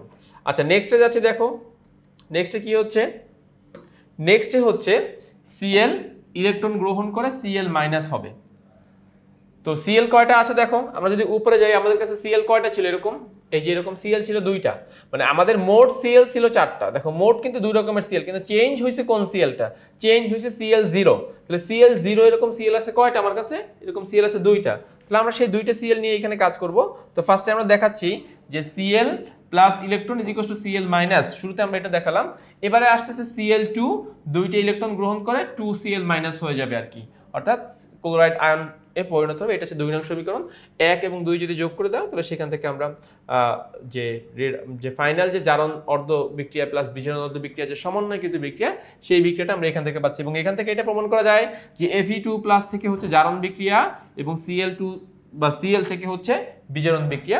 আমরা এখানে বলতে পারি যে জারণ বিজারণ যে যুগপৎ ঘটে সেটা আমরা এই যে লাস্ট যে লাইনটা আছে আমার Fe2+ Cl2 Fe3+ 2Cl- এখান থেকে আমরা এটার ব্যাখ্যা খুব সহজেই দিয়ে দিতে পারি। যাচ্ছি আমি পরবর্তী বিক্রিয়া। দেখো আমাদের নেক্সট যে বিক্রিয়াটা আছে, আচ্ছা নেক্সট বিক্রিয়াটা হচ্ছে এটা। আচ্ছা এখানে কি হচ্ছে, এই বিক্রিয়ার ক্ষেত্রে কি হচ্ছে দেখো, এখানে হাইড্রোজেন পজিটিভ যেহেতু সালফারের সাথে যুক্ত হয়েছে, হাইড্রোজেন 2টা, তাহলে 2টা প্লাস হবে, তাহলে সালফারের 1 আর 2টা মাইনাস তৈরি করতে হবে, সো S2-, Cl এর জারণ মানটা এখানে 0, HCl এর হাইড্রোজেন হচ্ছে প্লাস, Cl হচ্ছে মাইনাস, আর এখানে সালফারের জারণ মানটা 0। দেন আমরা কম্পেয়ার করব সালফারের সাথে সালফারের কম্পেয়ার করো। দেখো তো এখানে বিক্রিয়কের জারণ মান -2, উৎপাদকের জারণ মান 0, সো নেগেটিভ চার্জের মান কমেছে, নেগেটিভ চার্জের মান কমেছে। তাহলে আমরা এখানে কি বলতে পারি, এখানে কি ঘটতেছে বলো তো, বিজারণ ঘটতেছে। নেগেটিভ চার্জের মান কমেছে তার মানে জারণ ঘটতেছে। আর ক্লোরিনের সাথে যদি কম্পেয়ার করো, ক্লোরিন এইখানে ছিল 0 বাট এইখানে -1, এখানে হচ্ছে নেগেটিভ চার্জের মান বেড়েছে। নেগেটিভ চার্জের মান বাড়লে বিজারণ, আর নেগেটিভ চার্জের মান কমেছে বিধায় জারণ। আর হাইড্রোজেন এখানেও প্লাস এখানেও প্লাস, তাহলে হাইড্রোজেন হচ্ছে এখানে দর্শক আয়ন হিসেবে কাজ করবে আর কি। তাহলে আমরা জারণ, বিজারণ, দর্শক আয়ন সবগুলো আমরা এখানে পেয়ে গিয়েছি। এবারে যাচ্ছি আমরা আমাদের যে নেক্সট যে আইটেমগুলো রয়েছে সেখানে। দেখো সালফার 2টা ইলেকট্রন ত্যাগ করে সালফার 0 হচ্ছে, সালফার 2টি ইলেকট্রন ত্যাগ করে জারণ মান, তার জারণ মান 0 হচ্ছে। তো আমরা এই 2টি ইলেকট্রনকে ওই পাশে যদি দিয়ে দেই তাহলে সে কি হয়ে যাবে, প্লাস হয়ে যাবে। ক্লোরিনের বেলায় কি হবে দেখো, নর্মাল ক্লোরিন একটা ইলেকট্রন গ্রহণ করে কি হয়, Cl- হয়। আর ক্লোরিন গ্যাস, যেহেতু এখানে ক্লোরিন গ্যাসের মধ্যে 2টা ক্লোরিন 2টি ইলেকট্রন গ্রহণ করে কি উৎপন্ন করতে পারে, 2Cl-। তাহলে নর্মাল ক্লোরিন ইলেকট্রন গ্রহণ করে হয় Cl-, আর Cl2 2টি ইলেকট্রন গ্রহণ করে হয় 2Cl-। 2 নং সমীকরণ 1 আর 2 যদি আমি যোগ করে দেই তাহলে এখান থেকে আমরা আমাদের ফাইনাল যে অ্যান্সার সেই অ্যান্সারটা আমরা পেয়ে যাব। সেই ফাইনাল অ্যান্সারটা হচ্ছে এখানে দেখো ইলেকট্রন কিন্তু কাটাকাটি হচ্ছে, 2 ইলেকট্রন আমরা ক্যান্সেল আউট করে দিচ্ছি। So sulphur 2- plus Cl2 sulphur 0 2Cl-। 1 এবং 2 থেকে আমরা এই সমীকরণটুকু বের করে ফেলতে পারবো। আচ্ছা যাচ্ছি আমি অ্যানাদার জারণ বিজারণ বিক্রিয়ায়। খেয়াল করো এই জারণ বিজারণ বিক্রিয়াটা কিভাবে হচ্ছে।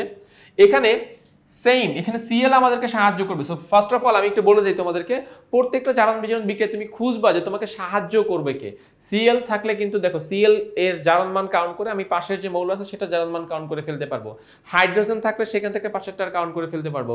অক্সিজেন থাকলে সেখান থেকে পাশেরটার জারণ মান কাউন্ট করে ফেলতে পারবো। সো শুরুতে আমাকে খুঁজতে বা আমাকে সাহায্য করবে কে, সাহায্যকারী হিসেবে থাকতে পারে হ্যালোজেন গ্রুপের সদস্যরা। তো এখানে এক্সাম্পলটাতে ফলো করো, Cl-1, এটা আমরা জানি যে হ্যালোজেন গ্রুপের সদস্য -1। কয়টা Cl আছে, দুইটা Cl-2, তাহলে Fe কত হবে, Fe হবে +2। সো দেখো Fe এর উপরে 2+ দেওয়া হচ্ছে। আবার এখানে আসো SnCl4, এখানে Cl এর জারণ মান -1, 4টা Cl -4 তৈরি করবে, তাহলে একা Sn এর +4 তৈরি করতে হবে, কারণ -4 আর +4 মিলে মোট SnCl4 এর জারণ মানটা 0 হয়ে যাবে। দেন আসো FeCl3, সেম ভাবে দেখো Cl-1, তাহলে 3টা Cl, তাহলে Fe হচ্ছে +3, আর SnCl2 Cl-1, যেহেতু 2টা Cl তাহলে Sn হচ্ছে 2+। আচ্ছা আর বিক্রিয়াটা ব্যালেন্স করার সময় আমাদেরকে খেয়াল রাখতে হবে, আমি তোমাদেরকে ষষ্ঠ অধ্যায়ের যেই আমাদের বেসিক পার্ট ছিল সেখানে বলেছিলাম যে আয়রন যদি আসে, Fe যদি আসে, Fe কে যখন আমরা ব্যালেন্স করব তখন আমরা শুরুতে 2 দিয়ে ব্যালেন্স করা স্টার্ট করব।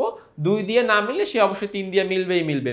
তো এইখানে দেখো Cl শুরুতে ছিল কয়টা, 2টা আর 4টা, মোট 6টা, আর উৎপাদে Cl ছিল 5টা। তাহলে Cl কে ব্যালেন্স করা যায় নাই শুরুতে। তাহলে আমরা Cl কে ব্যালেন্স করতে গিয়ে এই Fe এর সামনে একটা 2 সহগ বসালাম। 2 সহগ বসালে বিক্রিয়কে Cl হচ্ছে 4 এবং 4 8টা। তো এখানে যেহেতু 2 বসাইছি, এখানেও তো আমাকে 2 বসাতে হবে।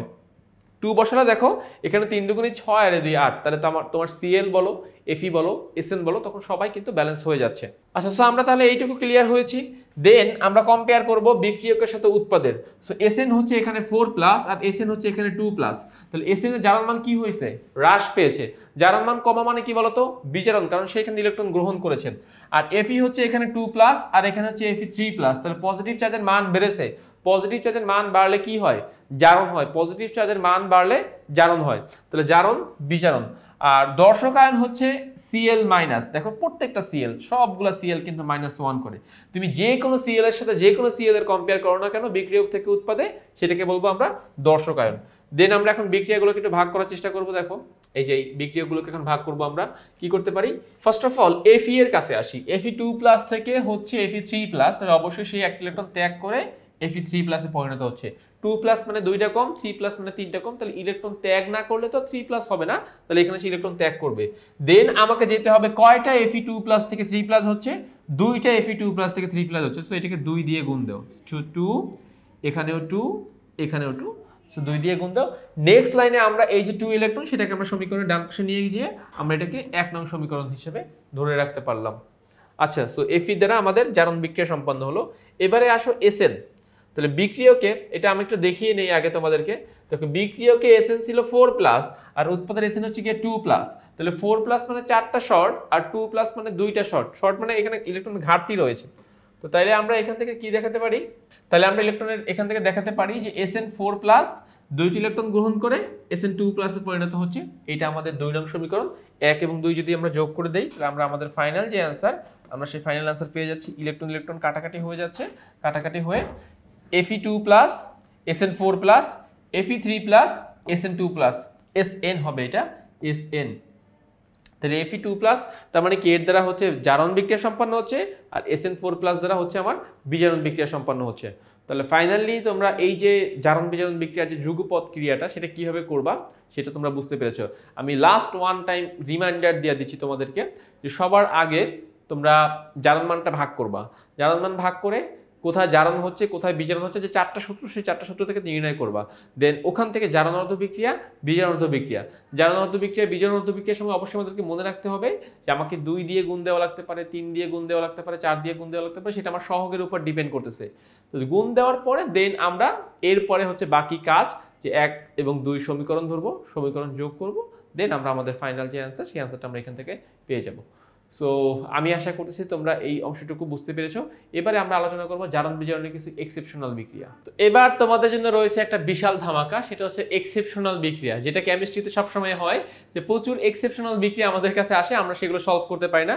দেখো আমরা আমাদের ইজি কেমিস্ট্রির মধ্যে সেই এক্সেপশনাল বিক্রিয়াগুলো তোমাদের জন্য রেখে দিয়েছি, অর্থাৎ যেই বিক্রিয়াগুলো তোমার কাছে মনে হবে যে না এটা তো এরকম হতে পারে, কিন্তু আসলে সেটা সেরকম না। প্রথম যে বিক্রিয়াটা নিয়ে আমরা আলোচনা করব সেটা হচ্ছে দেখো ক্যালসিয়াম কার্বনেট, এই ক্যালসিয়াম কার্বনেটকে তাপ দিলে ক্যালসিয়াম অক্সাইড এবং কার্বন ডাইঅক্সাইড তৈরি হয়। ক্যালসিয়াম কার্বনেটকে তাপ দিলে ক্যালসিয়াম অক্সাইড এবং কার্বন ডাইঅক্সাইড তৈরি হয়। ওকে, এবার প্রশ্ন হচ্ছে এটা কেন এক্সেপশনাল, কেন আমি এটাকে এক্সেপশন কেসের মধ্যে রেখেছি। এটা একটা বিয়োজন বিক্রিয়া। আমরা জানি যে আমাদের ওই যে জারণ বিজারণ বিক্রিয়ার মধ্যে যে ক্লাসিফিকেশন ছিল রেডক্স বিক্রিয়ার মধ্যে, সেখানে কিন্তু ছিল সংযোজন, সংশ্লেষণ, বিয়োজন, অর্থাৎ বিয়োজন বিক্রিয়া কিন্তু রেডক্স বিক্রিয়ার মধ্যে পড়বে। কিন্তু এইটা হচ্ছে এমন বিয়োজন বিক্রিয়া যেটা বিয়োজন বিক্রিয়া ঠিকই বাট নন রেডক্স, জারণ মানের কোনো পরিবর্তন ঘটে না। দেখো তুমি এখানে ভাগ করো, আমার অক্সিজেনের জারণ মান -2, অক্সিজেনের জারণ মান -2। আচ্ছা আমি এটাকে আরেকটু বড় করি যেন আমাদের এটা বুঝতে সুবিধা হয়। আচ্ছা তো এখানে কি বলতেছে দেখো, অক্সিজেনের জারণ মান -2, কার্বনের জারণ মান +4, ক্যালসিয়াম যেহেতু গ্রুপ 2 থেকে আসে +2। এখানে আসো ক্যালসিয়াম +2, অক্সিজেন -2, এখানে অক্সিজেন -2, কার্বন হচ্ছে +4। তাহলে বিক্রিয়ক এবং উৎপাদে দেখো তো জারণ মানের কোনো পরিবর্তন ঘটতেছে কিনা, পরমাণু সমূহের জারণ মানের কোনো পরিবর্তন হচ্ছে না, কোনো চেঞ্জ হচ্ছে না। যেহেতু বিক্রিয়ক থেকে উৎপাদে জারণ মানের কোনো পরিবর্তন ঘটতেছে না, তাইলে এটাকে আমরা নন রেডক্স বিক্রিয়া বলতে পারবো। যদিও বিক্রিয়াটি কি বিক্রিয়া, যদিও বিক্রিয়াটি আমাদের বিয়োজন বিক্রিয়া। সো বিয়োজন বিক্রিয়ার মধ্যে এই যে বিক্রিয়াটা তোমরা এখানে দেখতে পেয়েছো, তাহলে এই বিক্রিয়াটা আমাদের মানে এক্সেপশনাল যে বিক্রিয়ার মধ্যে আছে সেই বিক্রিয়ার মধ্যে এই বিক্রিয়াটা পড়বে। তাহলে আমরা এটা ক্লিয়ার যে এটা কেন এটাকে আমরা এক্সেপশন কেসের মধ্যে রেখেছি। নেক্সট বিক্রিয়াটা চলো। আচ্ছা নেক্সট বিক্রিয়াটা আমরা একটু ফলো করব। পটাশিয়াম ক্লোরেট, এই পটাশিয়াম ক্লোরাইডকে তাপ দিলে পটাশিয়াম ক্লোরাইড এবং অক্সিজেন গ্যাস উৎপন্ন হচ্ছে। এখানে এক্সেপশন হচ্ছে দেখো Cl এর জারণ মান। আমরা নরমালি সব সময় জানি যে ক্লোরিনের জারণ মান -1। আমরা বারবার বলেছি যে হ্যালোজেন গ্রুপের মধ্যে থেকে ক্লোরিনের জারণ মান কত হবে, -1 হবে। কিন্তু এই জায়গাতে দেখো এই যে মাঝে যে Cl রয়েছে, এই Cl এর জারণ মান +5। এখানে অক্সিজেনের জারণ মান -2, পটাশিয়ামের +1 আর ক্লোরিন +5, মোট জারণ মানটা 0। যদি আমরা এখানে Cl এর জারণ মান -1 ধরি তাহলে আমার সমগ্র যৌগের জারণ মান 0 হবে না। তো আমার যে শর্ত ছিল যে কোনো যৌগের মোট জারণ মান 0 হবে, তাহলে সেই 0 কিন্তু এখানে হচ্ছে না। তো এইটাই এক্সেপশন কেস এজন্য যে এখানে Cl এর জারণ মান +5। আমরা জানি যে ক্লোরিন হ্যালোজেন গ্রুপের সদস্য এবং ক্লোরিন কিন্তু পরিবর্তনশীল জারণ মান প্রদর্শনের ক্ষমতা রাখে। দ্যাট মিন্স সে এক একটা যৌগে এক এক রকম জারণ মান দেখায়। কিন্তু মোস্টলি সে -1 জারণ মানটা সব থেকে বেশি প্রদর্শন করে। তো আমাদেরকে এটাও মনে রাখতে হবে যে এখানে Cl এর জারণ মানটা +5, দেন পটাশিয়াম প্লাস আর Cl মাইনাস, এখানে অক্সিজেন। বাকি সকল কিছু জাস্ট অ্যাজ ইউজুয়াল আগের মতোই ঠিক আছে, কোনো সমস্যা নাই। শুধুমাত্র Cl এর জারণ মানটা +5 হয়েছে বিধায় আমরা এটাকে এক্সেপশন কেসের মধ্যে রেখেছি। আচ্ছা, নেক্সট দেখো এই বিক্রিয়াটা একটু ফলো করো তো। আচ্ছা, এখানে কি হচ্ছে, ক্লোরিনের জারণ মান -1 বসাইলাম। ক্লোরিন আছে কয়টা? 2টা।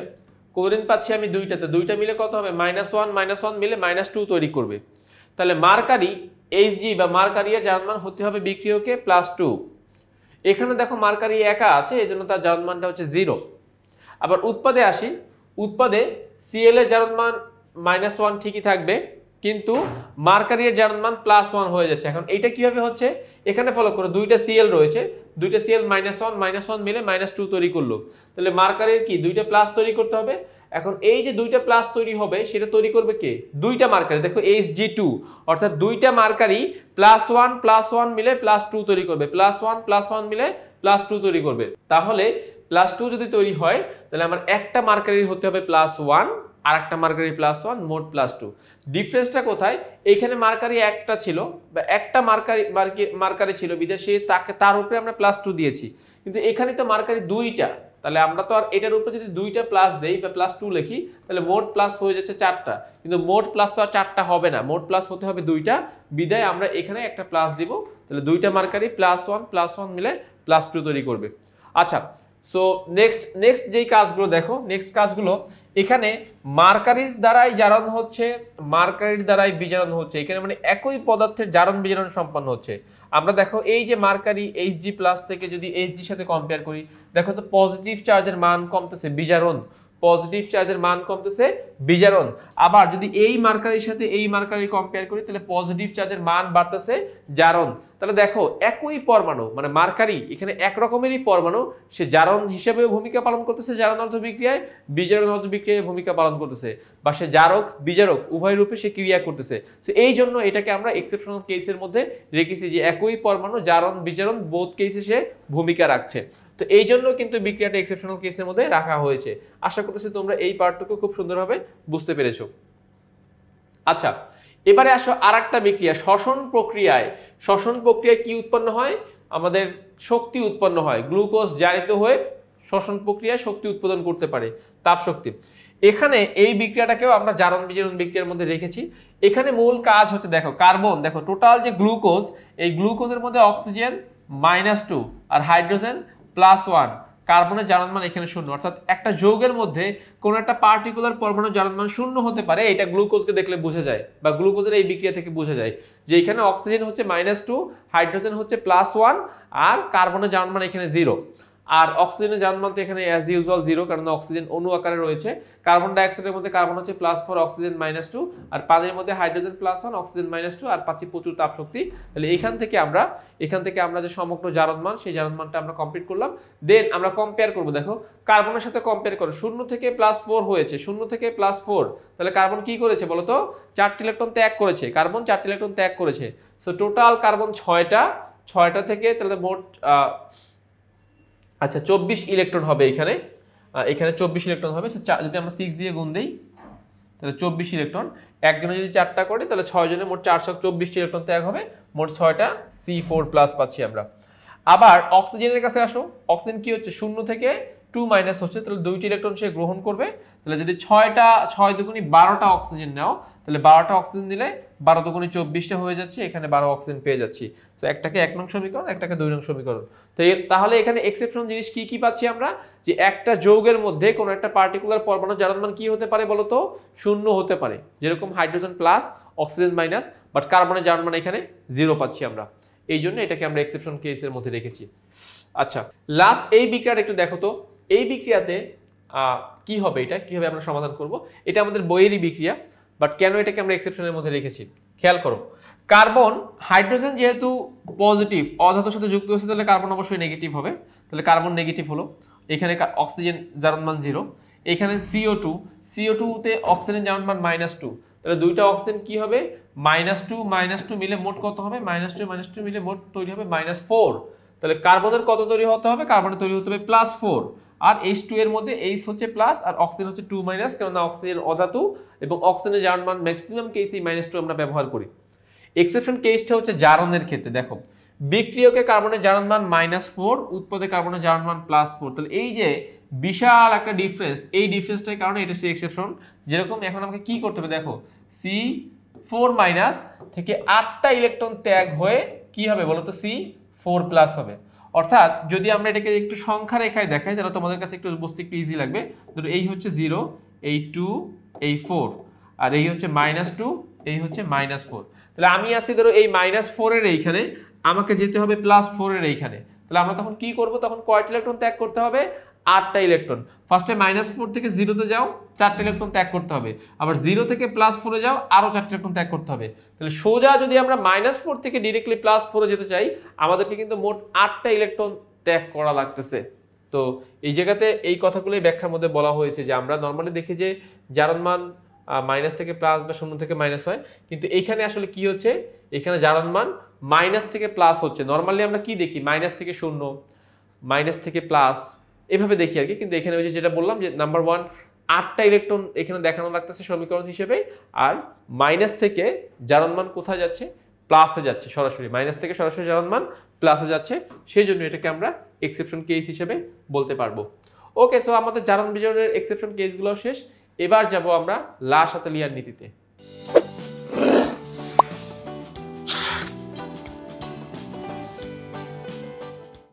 আমরা এবার আলোচনা করতেছি লা শাতেলিয়ার নীতি। তোমরা সপ্তম অধ্যায়ের যে কোনো প্রশ্নের ঘ নাম্বারে যদি তাকাও, দেখবা যে 80 বা 90% কোশ্চেনে লা শাতেলিয়ার নীতি রিলেটেড প্রশ্ন থাকে। প্রশ্ন এখান থেকে প্রচুর প্রশ্ন আসে। সো আমরা যদি এই লা শাতেলিয়ার নীতির পার্টটা খুব সুন্দর মতো বুঝতে পারি, আমাদের আর এই অধ্যায় থেকে ঘ নাম্বার প্রশ্ন বা গ নাম্বার প্রশ্ন নিয়ে আর টেনশন করতে হবে না। সো ফোকাস করতে হবে লা শাতেলিয়ার নীতিতে। দেখো ফার্স্টে আসলে লা শাতেলিয়ার নীতিটা আসলে কি বোঝাচ্ছে, আমাদেরকে বলতেছে যে কোনো বিক্রিয়ার সাম্যাবস্থায় থাকাকালীন যদি আমরা জানি যে বিক্রিয়া সাম্যাবস্থায় পৌঁছাতে পারে, অর্থাৎ ধরো এই বিক্রিয়াটা দেখো, হাইড্রোজেন প্লাস আয়োডিন বিক্রিয়া করে হাইড্রোজেন আয়োডাইড তৈরি হচ্ছে। আবার হাইড্রোজেন আয়োডাইডকে যদি আমরা ভেঙে দেই, তাহলে সেটা আবার পুনরায় কিসে পরিণত করবে, হাইড্রোজেন এবং আয়োডিনে পরিণত করবে।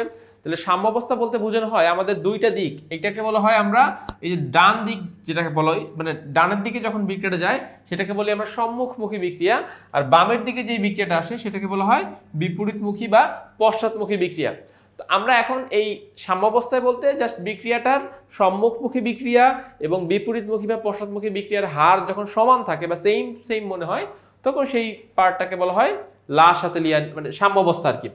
তো বলতেছে যে যদি কোনো বিক্রিয়া সাম্যাবস্থা থাকে, ওই মুহূর্তে যদি আমি তাপ, চাপ এবং ঘনমাত্রা এই তিনটা পয়েন্টের কোনো একটা যদি পরিবর্তন ঘটাই, তাহলে বিক্রিয়ার যে ফলাফল, সেই ফলাফল তবে সাম্যের অবস্থান এমনভাবে পরিবর্তিত হয় যেন ফলাফল প্রশমিত হয়। প্রশমিত হয় বলতে কি বোঝাচ্ছে, অর্থাৎ ব্যাপারটা এরকম যে তুমি যদি চাপ, তাপ, ঘনমাত্রা তিনটার যে কোনো একটা পরিবর্তন ঘটাও, তাহলে এই চেঞ্জটা এমনভাবে হবে যেন এটার ফলাফলটা প্রশমিত হয়, অর্থাৎ এটার প্রভাবটা যেন সেখানে বজায় থাকে আর কি। আচ্ছা, গেল এটা। নেক্সট দেখো লা শাতেলিয়ার নীতি প্রয়োগের শর্ত হচ্ছে দুইটা। নাম্বার 1, এটা উভয়মুখী বিক্রিয়ায় হতে হবে, একমুখী বিক্রিয়া হবে না। আর নাম্বার 2, সাম্যাবস্থায় আমরা এটা প্রয়োগ করব, তাপ, চাপ, ঘনমাত্রা এটা আমরা সাম্যাবস্থায় প্রয়োগ করব। উভয়মুখী বিক্রিয়ার সাম্যাবস্থায় আমরা এটা প্রয়োগ করব। ওকে, তো এবারে যাচ্ছি তাপের প্রভাবে। খেয়াল করো, এবারে যাচ্ছি আমরা তাপের প্রভাবে। তো তাপের প্রভাবে সবার আগেই আমাকে ডিসিশন নিতে হবে বিক্রিয়াটা যদি তাপ উৎপাদী নাকি বিক্রিয়াটা তাপ হারি। আমি এই সপ্তম অধ্যায়ের বেসিকের শুরুতেই তোমাদেরকে 3টা কি পয়েন্ট দেখিয়েছিলাম যে কোন কোন শর্ত থাকলে আমরা দেখব বা আমরা বুঝবো যে বিক্রিয়াটা তাপ উৎপাদী হবে, এবং কোন কোন শর্ত থাকলে আমরা বুঝবো যে বিক্রিয়াটা তাপ হারি হবে। তো এখানে এই ভিডিও শুরুতে সেটা বলা আছে, তো সেই পয়েন্টে আর না যাই। আমাদেরকে এখন ধরো একটা তাপ উৎপাদী বিক্রিয়া দেওয়া হলো। তো এই যে দেখো বিক্রিয়া ΔH এর মান নেগেটিভ, তাহলে বিক্রিয়া ΔH এর মান নেগেটিভ, এখান থেকে আমরা কি বুঝতে পারি যে বিক্রিয়াটা কি হবে, তাপ উৎপাদী হবে, বিক্রিয়াটা তাপ উৎপাদী হবে। তাহলে এই উভয়মুখী বিক্রিয়াটিকে সম্মুখমুখী ও পশ্চাৎমুখী দুইটি অংশে বিভক্ত করা যায়। আমরা এই যে দেখো নাইট্রোজেন হাইড্রোজেন বিক্রিয়া করে যে অ্যামোনিয়া তৈরি হচ্ছে সেটাকে বলি আমরা সম্মুখমুখী বিক্রিয়া, আর অ্যামোনিয়াকে ভেঙে যে নাইট্রোজেন হাইড্রোজেনে পরিণত হচ্ছে সেটাকে বলি আমরা বিপরীতমুখী বিক্রিয়া। তো এখানে কিছু শর্ত আছে, কিছু ট্রিক্স আছে যেগুলো আমরা অ্যাপ্লাই করব। টোটাল বিক্রিয়ার ΔH এর মানটা কিরকম, ঋণাত্মক। টোটাল সম্মুখমুখী এবং পশ্চাৎমুখী দুইমুখী বিক্রিয়ার ΔH এর মান হচ্ছে ঋণাত্মক। তো টোটাল বিক্রিয়ার ডেল এস এর মানটা যেমন হবে আমার সম্মুখমুখী বিক্রিয়ার পার্টটা ঠিক তেমন হবে। তাহলে সম্মুখমুখী পার্টটা কি, যেহেতু টোটাল বিক্রিয়ার ডেল এস এর মান ঋণাত্মক, তাহলে সম্মুখমুখী বিক্রিয়াটা কিরকম হবে বলতো, তাপ উৎপত্তি হবে। অর্থাৎ সমগ্র বিক্রিয়াটা তাপ উৎপত্তি বিক্রিয়া, এবং যদি আমি সিঙ্গেল সিঙ্গেল ভাগ করি সম্মুখমুখী এবং পশ্চাৎমুখী, তাতেও আমার সম্মুখমুখী পার্টটা হবে তাপ উৎপত্তি বিক্রিয়া, এবং সম্মুখমুখী বিক্রিয়া যেহেতু তাপ উৎপত্তি বিক্রিয়া, তাহলে পশ্চাৎমুখী বিক্রিয়া হবে আমার তাপহারী বিক্রিয়া। তাহলে আমরা তিনটে শর্ত বুঝলাম। টোটাল বিক্রিয়াটা তাপ উৎপাদী, এই টোটাল বিক্রিয়াকে দুই অংশে ভাগ করলাম, একটা হচ্ছে সম্মুখমুখী, একটা হচ্ছে পশ্চাৎমুখী। টোটাল বিক্রিয়াটা তাপ উৎপাদী, এই সম্মুখমুখী অংশটা তাপ উৎপাদী, আর পশ্চাৎমুখী অংশটা হচ্ছে তাপহারী। এখন ফলো করো, তুমি যদি এই বিক্রিয়ায় তাপ বাড়াও, দেখো আমরা শর্তগুলো কিভাবে অ্যাপ্লাই করব। যদি আমি এই বিক্রিয়ায় তাপ বাড়াই, তাহলে এই তাপ মানে বাড়তি তাপ, মানে আমি তাপ বাড়াই বলতে এক্সট্রা তাপ দিচ্ছি, সেই তাপটা কাকে হেল্প করবে, বিপরীতমুখী বিক্রিয়াকে হেল্প করবে। এবং এই বিপরীতমুখী বিক্রিয়া যখনই গতিশীল হবে তখনই সেটা আমার জন্য লস। কেন বলতো, কারণ বিপরীতমুখী বিক্রিয়ায় কি, বিক্রিয়ক বেড়ে যাবে, উৎপাদের পরিমাণটা কমে যাবে। এখানে কিন্তু উৎপাদের পরিমাণটা কমে যাচ্ছে আর কি, সো এখানে আমার উৎপাদের পরিমাণটা কমানো যাবে না। আমরা লাসাতিরের নীতি অ্যাপ্লাই করি কেন, বিক্রিয়কের পরিমাণটা কমবে, উৎপাদের পরিমাণ বাড়বে সেজন্য। সো তাপ যদি আমরা বাড়াই সেটা আমার জন্য লস হয়ে যাচ্ছে, আমার বিক্রিয়ক বেড়ে যাচ্ছে, উৎপাদ কমে যাচ্ছে, বিক্রিয়ক বেড়ে যাচ্ছে। সো এখানে তাপ, এই বিক্রিয়ার ক্ষেত্রে তাপ বাড়ানো যাবে না। আচ্ছা, এবারে আসো, যদি আমরা তাপের পরিমাণটা কমাই তাহলে কি হবে। যদি আমরা তাপের পরিমাণ কমাই, যেহেতু আমার সম্মুখমুখী বিক্রিয়াটা তাপ উৎপাদী, তাহলে এর তো আর বেশি তাপের দরকার নাই, এ অল্প তাপে কি হতে পারে, সম্পন্ন হতে পারে। যদি আমি এই বিক্রিয়ার ক্ষেত্রে তাপের পরিমাণটা কমাই, তখন আমার সম্মুখমুখী বিক্রিয়াটা গতিশীল হবে। সম্মুখমুখী বিক্রিয়া গতিশীল হওয়া মানে আমার উৎপাদের পরিমাণটা ধীরে ধীরে বৃদ্ধি পাবে, উৎপাদের পরিমাণটা ধীরে ধীরে বৃদ্ধি পাবে। তো ওভারঅল কথা হচ্ছে, তাপ উৎপাদী বিক্রিয়ার ক্ষেত্রে অলওয়েজ তাপের পরিমাণটা কমাতে হবে, কেননা সে তার তো নিজেই তাপ উৎপন্ন করতে পারতেছে। আমি যদি এক্সট্রা বাইরে থেকে তাপ দেই, সেই তাপটা তার প্রয়োজন নাই।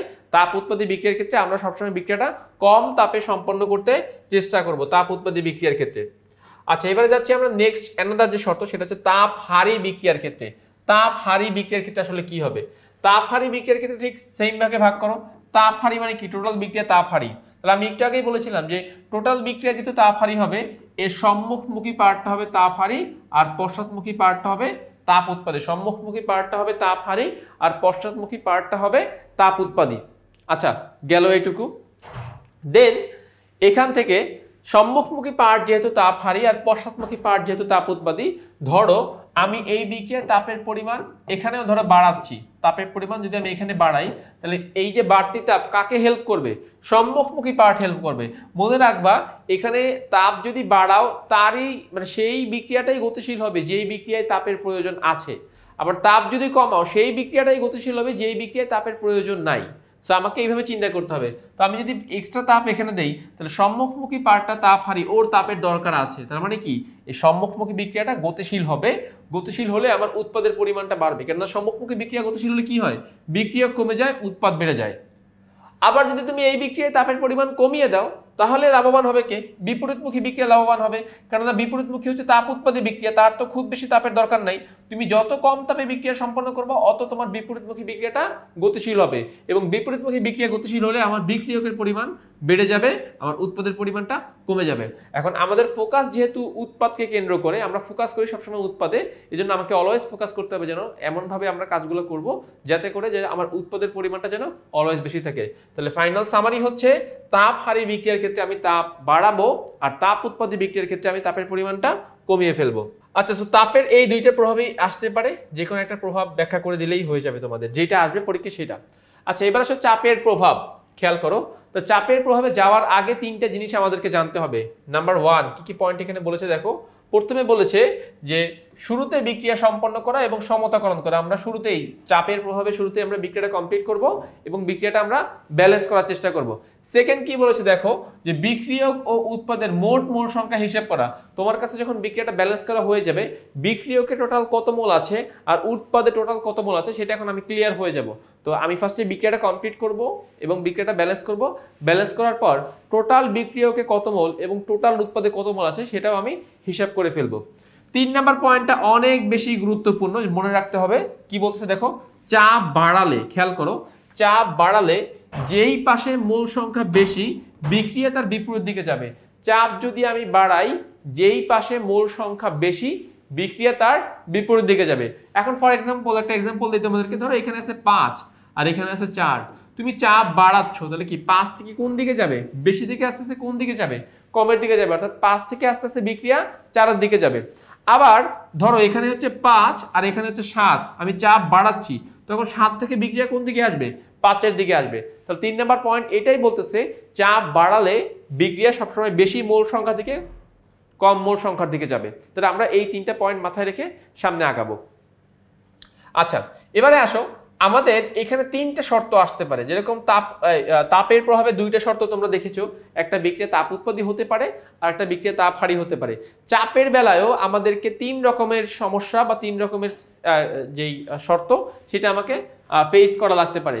নাম্বার 1 কি বলতেছে দেখো, যে বিক্রিয়কের মোল সংখ্যা যদি বেশি হয়, বিক্রিয়কের মোল সংখ্যা, তাহলে এই যে একটা বিক্রিয়া আছে দেখো, FeCl2 + Cl2 = FeCl3, এইখানে FeCl2 আছে 2 মোল আর Cl আছে 1 মোল, তাহলে বিক্রিয়কে টোটাল কত মোল পাচ্ছি আমি? 3 মোল, আর উৎপাদে টোটাল কত মোল পাচ্ছি? 2 মোল। তাহলে আমাদের শর্ত ছিল যে বিক্রিয়কের মোল সংখ্যা যদি বেশি হয়, ইয়েস, এখানে আমরা বিক্রিয়কের মোল সংখ্যা বেশি দেখতে পেরেছি, এখানে বিক্রিয়কের মোল সংখ্যা বেশি 3 মোল আর উৎপাদের মোল সংখ্যা হচ্ছে 2 মোল। তাহলে এখন খেয়াল করো, যদি আমরা এই বিক্রিয়া চাপ প্রয়োগ করি, তাহলে আমরা আগেই বলছি যে বিক্রিয়া কি বেশি থেকে কমের দিকে যাবে, তাহলে 3 থেকে আস্তে আস্তে কোন দিকে যাবে? 2 এর দিকে। অর্থাৎ ধরো এখানে আছে 3, এখানে আছে 2, তুমি চাপ দিচ্ছ, 3 থেকে আস্তে আস্তে 2 এর দিকে যাবে। এখন দেখো তো, 3 থেকে 2 এর দিকে যাওয়া মানে বিক্রিয়াটা কি সম্মুখমুখী হচ্ছে না? আস্তে আস্তে চাপ বাড়ানোর ফলে বিক্রিয়াটা কি হচ্ছে? আস্তে আস্তে সম্মুখমুখী হচ্ছে। আর আমরা জানি সম্মুখমুখী বিক্রিয়া সবসময় আমাদেরকে উৎপাদটা বৃদ্ধি করে দেয়, সম্মুখমুখী বিক্রিয়া সর্বদাই আমাদের উৎপাদকে বৃদ্ধি করে দেয়।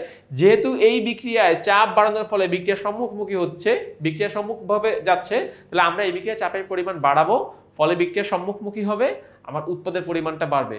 আমাদের লা শাতেলিয়ার নীতির মূল শর্তটা কি? মূল শর্তটাই তো হচ্ছে যে এমনভাবে শর্তগুলো অ্যাপ্লাই করা যাতে করে আমাদের উৎপাদের পরিমাণটা বাড়ে। তো সেই হিসাব করে আমরা এখানে চাপের পরিমাণটা বৃদ্ধি করব, যাতে করে বিক্রিয়াটা সম্মুখমুখী হয় এবং উৎপাদের পরিমাণটা বৃদ্ধি পায়। ওকে, এবারে আসো, যদি কখনো উৎপাদের মোল সংখ্যা বেশি হয়ে যায়, তখন আমরা কি করব? এখানে ফলো করো, যে উৎপাদে আছে PCl3 আছে 1 মোল, Cl2 আছে 1 মোল, সো 1 1 যোগ করলে হচ্ছে 2, আর বিক্রিয়কে আছে 1। লেবার সিনারি হচ্ছে এরকম, যে এখানে আছে 2 আর এখানে আছে 1। ঠিক এই মুহূর্তে ধরো তুমি চাপ প্রয়োগ করলাম, 2 এবং 1, ঠিক এই মুহূর্তে আমরা এখানে চাপ প্রয়োগ করলাম, তখন কি হবে? তখন প্রথম কথা হচ্ছে যে আমরা যেই নর্মাল যে সূত্র শিখেছি, যে বেশি থেকে কমের দিকে যাবে, তখন বিক্রিয়া 2 থেকে আস্তে আস্তে 1 এর দিকে আসবে, 2 থেকে আস্তে আস্তে 1 এর দিকে আসবে, কারণ 2 হচ্ছে উৎপাদের মোল সংখ্যা বেশি আর বিক্রিয়কের মোল সংখ্যা কম, তাহলে অবশ্যই 2 থেকে 1 এর দিকে আসবে। এখন বিক্রিয়া যে এই যে বিপরীতমুখী হওয়া, অর্থাৎ দেখো তীর চিহ্নটা কিন্তু আমার এই দিকে, এটা আমার জন্য কি বলতো? ক্ষতি। কেন এটা আমার জন্য ক্ষতি? কারণ আমার উৎপাদে বেশি আছে অলরেডি, আমি সেই বেশিটাকে নষ্ট করে ফেলতেছি। আমার উৎপাদটা এখন অলরেডি ভালো পজিশনে আছে, আমি সেই ভালো পজিশনটাকে নষ্ট করে ফেলতেছি। তো এই জন্যই আমরা এটাকে বলতে পারবো কি, এটা আমার জন্য ক্ষতি। তো আমি চাপের পরিমাণ বাড়াবো নয়, বরং চাপ বাড়ালে যেহেতু আমার জন্য লস হচ্ছে বা চাপ বাড়ালে যেহেতু আমার জন্য ক্ষতি হচ্ছে, তাহলে আমি চাপটাকে কমাই দিই। যত কম চাপ আমি এখানে দিব, ততই আমার জন্য ভালো। কারণ না, আমি অলরেডি ভালোর পজিশনে আছি, আমার উৎপাদে 2 মোল, বিক্রিয়কে 1 মোল, তো 2 তো বেশি, 1 থেকে 2 বেশি, আমার অলরেডি বেশি আছে, আমি তো সেই বেশিটাকে নষ্ট করব না, আমি সেই বেশিটাকে ধরে রাখবো। ফলে আমি এখানে চাপ বাড়াবো না, বরং এখানে আমি যত কম চাপ দিব, ততই আমার জন্য ভালো উৎপাদ পাবো আমি, অর্থাৎ আমার উৎপাদটা যে ভালো আছে সেই ভালোটা আমি ধরে রাখতে পারবো। গেল এটা চাপের সেকেন্ড সিনারিও। চাপের 3 নাম্বার সিনারিও, যে যদি কোনো কারণে মোল সংখ্যা সমান হয়ে যায়, দেখো এখানে বিক্রিয়কে 1 + 1 2 মোল, আবার উৎপাদেও পাচ্ছি আমি 2 মোল, সো টোটাল মোল সংখ্যা হচ্ছে 2। তো এই ক্ষেত্রে খেয়াল করো, এই ক্ষেত্রে তো কি বলবা যে স্যার এখানেও 2 এখানেও 2, আমি চাপ প্রয়োগ করলে বিক্রিয়া কোন দিকে যাবে সেই ডিসিশন তো আমি নিতে পারতেছি না, সেই ডিসিশন আমি নিতে পারবো না। তাহলে সেই ক্ষেত্রে খুব সুন্দর মতো লিখে দিতে হবে, এই বিক্রিয়ার ক্ষেত্রে চাপের প্রভাব নেই। খুব সুন্দর, স্টুডেন্টরা এরকম যদি চাপের প্রভাব না থাকে, যদি সমান হয়, তাহলে খুব খুশি হয়, কোনো কথা লিখতে হয় না, জাস্ট এইটুকুই কথা লেখে যে এখানে বিক্রিয়কের মোট মোল সংখ্যা আর উৎপাদের মোট মোল সংখ্যা সমান, তাই এই বিক্রিয়ার ক্ষেত্রে চাপের প্রভাব নেই। এভাবে কথা লিখে দিলেই আমাদের অ্যান্সারটা অ্যাপ্রোপ্রিয়েট হয়ে যাবে। আচ্ছা, এবারে আসো ঘনমাত্রার কাছে। ঘনমাত্রা, তো ঘনমাত্রা কি বলতেছে? ঘনমাত্রার ব্যাপারটাও খুব ইজি, যে আমার এই যে দেখো বিক্রিয়কে কিন্তু 2টা পদার্থ রয়েছে, একটা হচ্ছে নাইট্রোজেন, একটা হচ্ছে হাইড্রোজেন। তুমি যে কোনো একটার ঘনমাত্রা যদি বাড়াও, যে কোনো একটা, ঘনমাত্রা মানে কি আমরা ষষ্ঠ অধ্যায়ে শিখেছি, ঘনমাত্রা মানে আয়তন সেম রেখে আমরা ডাব্লিউ এর পরিমাণ বাড়াবো। অর্থাৎ আমাদের ভি সেম রেখে, খেয়াল করো, ভি সেম রেখে আমাদের ডাব্লিউ কি হবে বলো তো, ডাব্লিউ বাড়বে। তো ভি সেম রেখে যদি ডাব্লিউ বেড়ে যায় তাহলে কি ঘনমাত্রা কি হবে, আস্তে আস্তে বৃদ্ধি পাবে, ঘনমাত্রা আস্তে আস্তে বৃদ্ধি পাবে। তো নাইট্রোজেন এবং হাইড্রোজেন এই দুইটার মধ্যে যে কোনো একটার ঘনমাত্রা যদি বাড়াই তাতে কিন্তু আমার অ্যামোনিয়ার ঘনমাত্রা বৃদ্ধি পাবে। যদি আমি শুধু নাইট্রোজেনের ঘনমাত্রা বাড়াই তাতেও অ্যামোনিয়ার ঘনমাত্রা বাড়বে, যদি আমি শুধু হাইড্রোজেনের ঘনমাত্রা বাড়াই তাতেও অ্যামোনিয়ার ঘনমাত্রা আমার বাড়বে, যদি আমি দুইটাকে একসাথে বাড়াই তাহলে তো অবশ্যই অবশ্যই বাড়বে। তাহলে এখানে এই কথাটাই বলতেছে যে ঘনমাত্রা বাড়ানো হচ্ছে মানে কি, আয়তন সেম রেখে পদার্থের পরিমাণ বাড়ানো, বিক্রিয়কের যে কোনো একটি, আইদার নাইট্রোজেন অথবা হাইড্রোজেন, অথবা যদি আমরা উভয়েরই ঘনমাত্রা বাড়াই তাহলে কি হবে, উৎপাদের পরিমাণ বৃদ্ধি পাবে। আচ্ছা গেল এটা। এবারে আসো উৎপাদের ক্ষেত্রে। উৎপাদের ক্ষেত্রে কি হচ্ছে দেখো, উৎপাদের ক্ষেত্রে হচ্ছে যদি তুমি উৎপাদের ঘনমাত্রা বাড়াও দেন শর্ত কি, এখানেও ঠিক সেম কাহিনী যে PCl3 এর ঘনমাত্রা বাড়াও তাহলেও PCl5 এর ঘনমাত্রা বাড়বে, Cl2 এর ঘনমাত্রা বাড়াও তাতেও PCl5 এর ঘনমাত্রা বাড়বে, দুইটা একসাথে বাড়ালে PCl5 এর ঘনমাত্রা বাড়বে। আমরা এটুকু বুঝছি।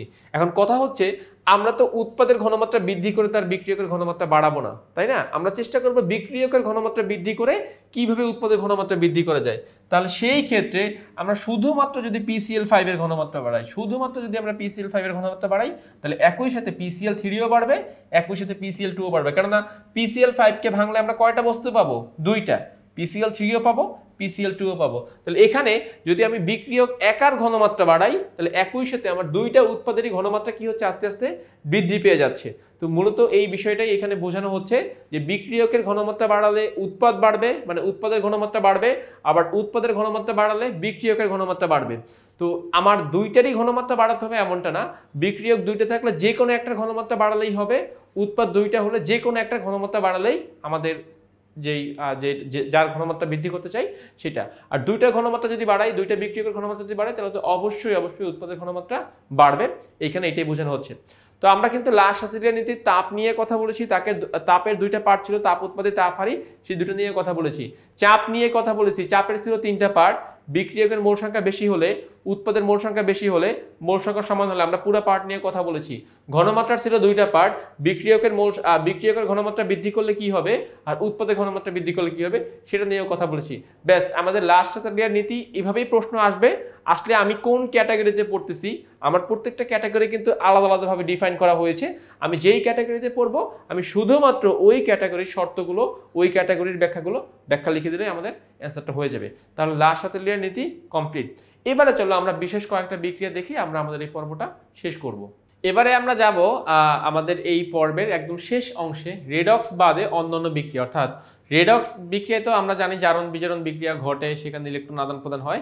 এখন আমরা বিশেষ রকমের যে বিক্রিয়াগুলো আছে আমাদের এই চ্যাপ্টারের মধ্যে, সেই পয়েন্টগুলো নিয়ে আমরা একটু কথা বলবো। শুরুতেই দেখো এখানে কথা হচ্ছে একমুখী বিক্রিয়া নিয়ে। একমুখী বিক্রিয়া কাকে বলে? জাস্ট একদিকেই তীর চিহ্ন দেওয়া থাকবে, বিক্রিয়াটা কখনো রিভার্স হয়ে আসতে পারবে না। ফর এক্সাম্পল, যদি আমরা ক্যালসিয়াম কার্বনেটকে খোলা পাত্রে উত্তপ্ত করি তাহলে দেখো সেখানে কার্বন ডাইঅক্সাইড গ্যাস তৈরি হবে এবং কার্বন ডাইঅক্সাইড গ্যাস কিন্তু উড়ে যাবে যেহেতু গ্যাসীয় পদার্থ। তাহলে ওই গ্যাসীয় পদার্থকে পুনরায় রিটার্ন এনে আবার ক্যালসিয়াম অক্সাইডের সাথে যুক্ত করে পুনরায় ক্যালসিয়াম কার্বনেট বানানোটা টাফ। তাহলে এই বিক্রিয়াটা সবসময় একদিকেই ঘটবে, ক্যালসিয়াম কার্বনেটকে তাপ দেব, ক্যালসিয়াম অক্সাইড উৎপন্ন হবে, কার্বন ডাইঅক্সাইড উৎপন্ন হবে।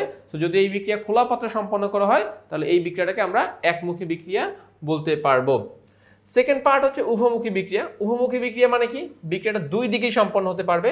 যেরকম দেখো ইথানল এবং ইথানোয়িক অ্যাসিড, তাহলে ইথানল থেকে বের করা হচ্ছে OH আর ইথানোয়িক অ্যাসিড থেকে বের করা হচ্ছে গিয়ে H, এরা পরস্পর বিক্রিয়া করে কি তৈরি করবে? পানি তৈরি করবে। তাহলে বাকি থাকতেছে কি? বাকি থাকতেছে ইথানলের C2H5, এই যে দেখো C2H5, আর ইথানোয়িক অ্যাসিডের CH3COO, এই যে CH3COO। তো এখান থেকে আমরা কি পাচ্ছি? এখান থেকে পাচ্ছি আমরা ইথাইল ইথানয়েট এবং পানি। তো তুমি চাইলে এটাকে আবার রিভার্স করে ফেলতে পারো, পানিকে যদি আবার যুক্ত করিয়ে দাও, পানির এই যে হাইড্রোজেন আয়নকে যদি CH3COO এর সাথে যুক্ত করে দাও তাহলে সেটা হয়ে যাবে ইথানোয়িক অ্যাসিড, আর C2H5 এর সাথে পানির OH মূলক যুক্ত করে দাও সেটা হয়ে যাচ্ছে ইথানল। তাহলে ইথানল ইথানোয়িক অ্যাসিড বিক্রিয়া করে ইথাইল ইথানয়েট এস্টার এবং পানি তৈরি করতে পারে। এটা আমার উভমুখী বিক্রিয়া। ওকে, নেক্সটে কি আছে দেখো, প্রশমন বিক্রিয়া আছে। প্রশমন বিক্রিয়া খুবই সিম্পল, যে আমরা জানি অ্যাসিড এবং ক্ষার। তাহলে অ্যাসিডের একটা সংজ্ঞার মধ্যে বলা আছে যে অ্যাসিড তোমাকে হাইড্রোজেন আয়ন দিবে, ক্ষার বা ক্ষারক তোমাকে হাইড্রোক্সিল আয়ন অথবা অক্সাইড আয়ন দিবে। তাহলে এই যে হাইড্রোজেন আয়ন এবং আয়ন পরস্পর বিক্রিয়া করে পানি তৈরি করবে। তাহলে বাকি যে আয়নগুলো থাকবে অ্যাসিড থেকে অ্যাসিডের যে ঋণাত্মক আয়ন এবং ক্ষারের যে ধনাত্মক আয়ন, এরা পরস্পর মিলে কি তৈরি করবে? এরা পরস্পর মিলে তৈরি করবে লবণ। তাহলে অ্যাসিড এবং ক্ষার বিক্রিয়া করে লবণ এবং পানি তৈরি করতে পারে। ফাইন। তো আমরা এখান থেকে একটা জিনিস কনস্ট্যান্টলি বলতে পারি, সেই জিনিসটা হচ্ছে যে অ্যাসিড এবং ক্ষার যখন বিক্রিয়া করে তখন 57.34 কিলোজুল তাপ উৎপন্ন হয়। এটা একটা ফিক্সড ভ্যালু, এই ভ্যালুটা ফিক্সড। যে কোনো প্রশমন বিক্রিয়ায় 57.34 কিলোজুল তাপ উৎপন্ন হবে। কারণটা কি? কারণ তুমি অ্যাসিড যেই অ্যাসিডই নাও না কেন, সে যেই অ্যাসিডই হোক না কেন, সে তোমাকে হাইড্রোজেন আয়ন দিবে, এবং যেই ক্ষারই নেই না কেন সে আমাকে হাইড্রোক্সিল আয়ন দিবে।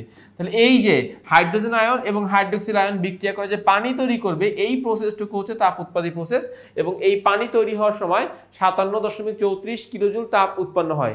তাই আমরা বলতে পারি যে সকল প্রশমন বিক্রিয়ায় তাপ উৎপাদী বিক্রিয়া, এবং সকল প্রশমন বিক্রিয়ায় তাপের মান ফিক্স থাকে, সেটা 57.34 কিলোজুল তাপ আমরা সেখান থেকে উৎপন্ন করতে পারি। এবং এখানে কিন্তু দেখো, এখানে এটাকে যে আমরা নন রেডক্স বিক্রিয়া বলতেছি তার প্রমাণ কি? H হচ্ছে প্লাস, Cl হচ্ছে মাইনাস, সোডিয়াম হাইড্রোক্সাইডের সোডিয়াম প্লাস, OH মাইনাস, আবার সোডিয়াম ক্লোরাইডের সোডিয়াম প্লাস, Cl মাইনাস, পানির H প্লাস এবং OH মাইনাস। তাহলে দেখো তো কোনো জারণ মানকে পরিবর্তন হচ্ছে? এখানে H প্লাস, এখানে OH প্লাস, এখানে OH মাইনাস, এখানে OH মাইনাস, এখানে Na প্লাস, এখানেও Na প্লাস, এখানে Cl মাইনাস, এখানেও Cl মাইনাস, কোনো কিন্তু পরিবর্তন ঘটছে না।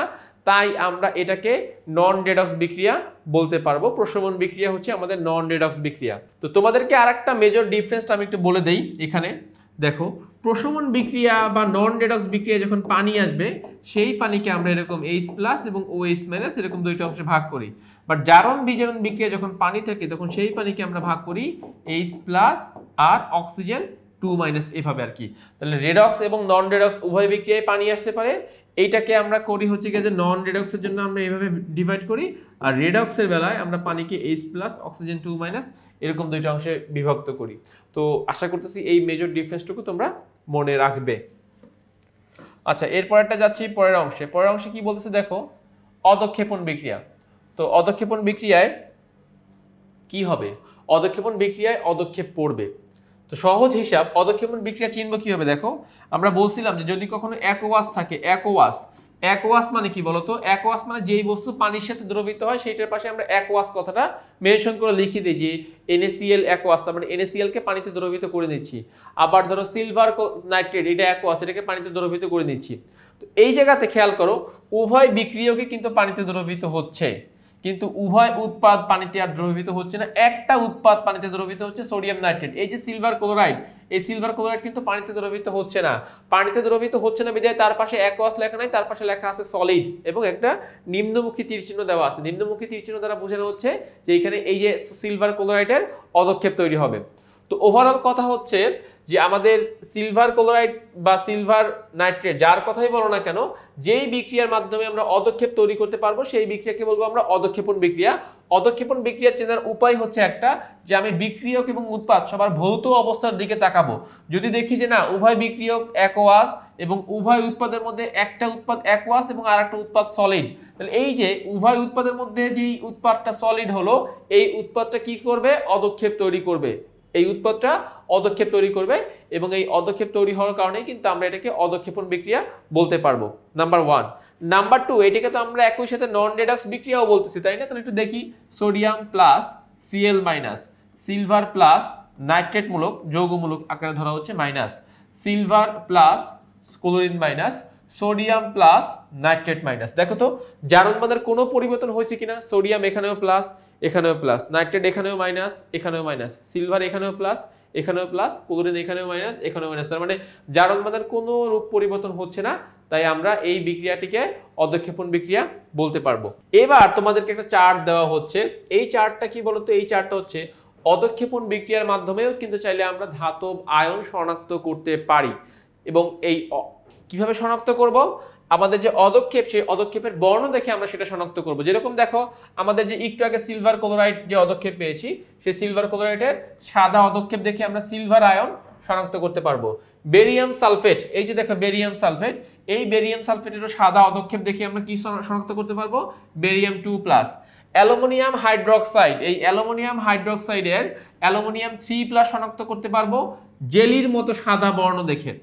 তারপরে হচ্ছে গিয়া ফেরাস হাইড্রোক্সাইড, ফেরাস হাইড্রোক্সাইডের সবুজ বর্ণ, এই সবুজ বর্ণের অদক্ষেপ দেখে আমরা Fe2+ শনাক্ত করতে পারবো। ফেরিক হাইড্রোক্সাইড, ফেরিক হাইড্রোক্সাইডের লালচে বাদামি বর্ণের অদক্ষেপ দেখে আমরা Fe3+ শনাক্ত করতে পারবো।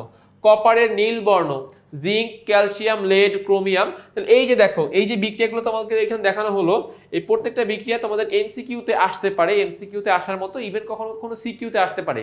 আমি তোমাদেরকে একটা এক্সাম্পল বলি, যদি তোমাকে বলা হয় যে তুমি কিভাবে Fe2+ আয়ন শনাক্ত করবে, একটা প্রশ্ন আমি তোমাকে বললাম যে তুমি কিভাবে একটা জায়গায় Fe2+ আছে কি নাই তুমি কিভাবে শনাক্ত করবে।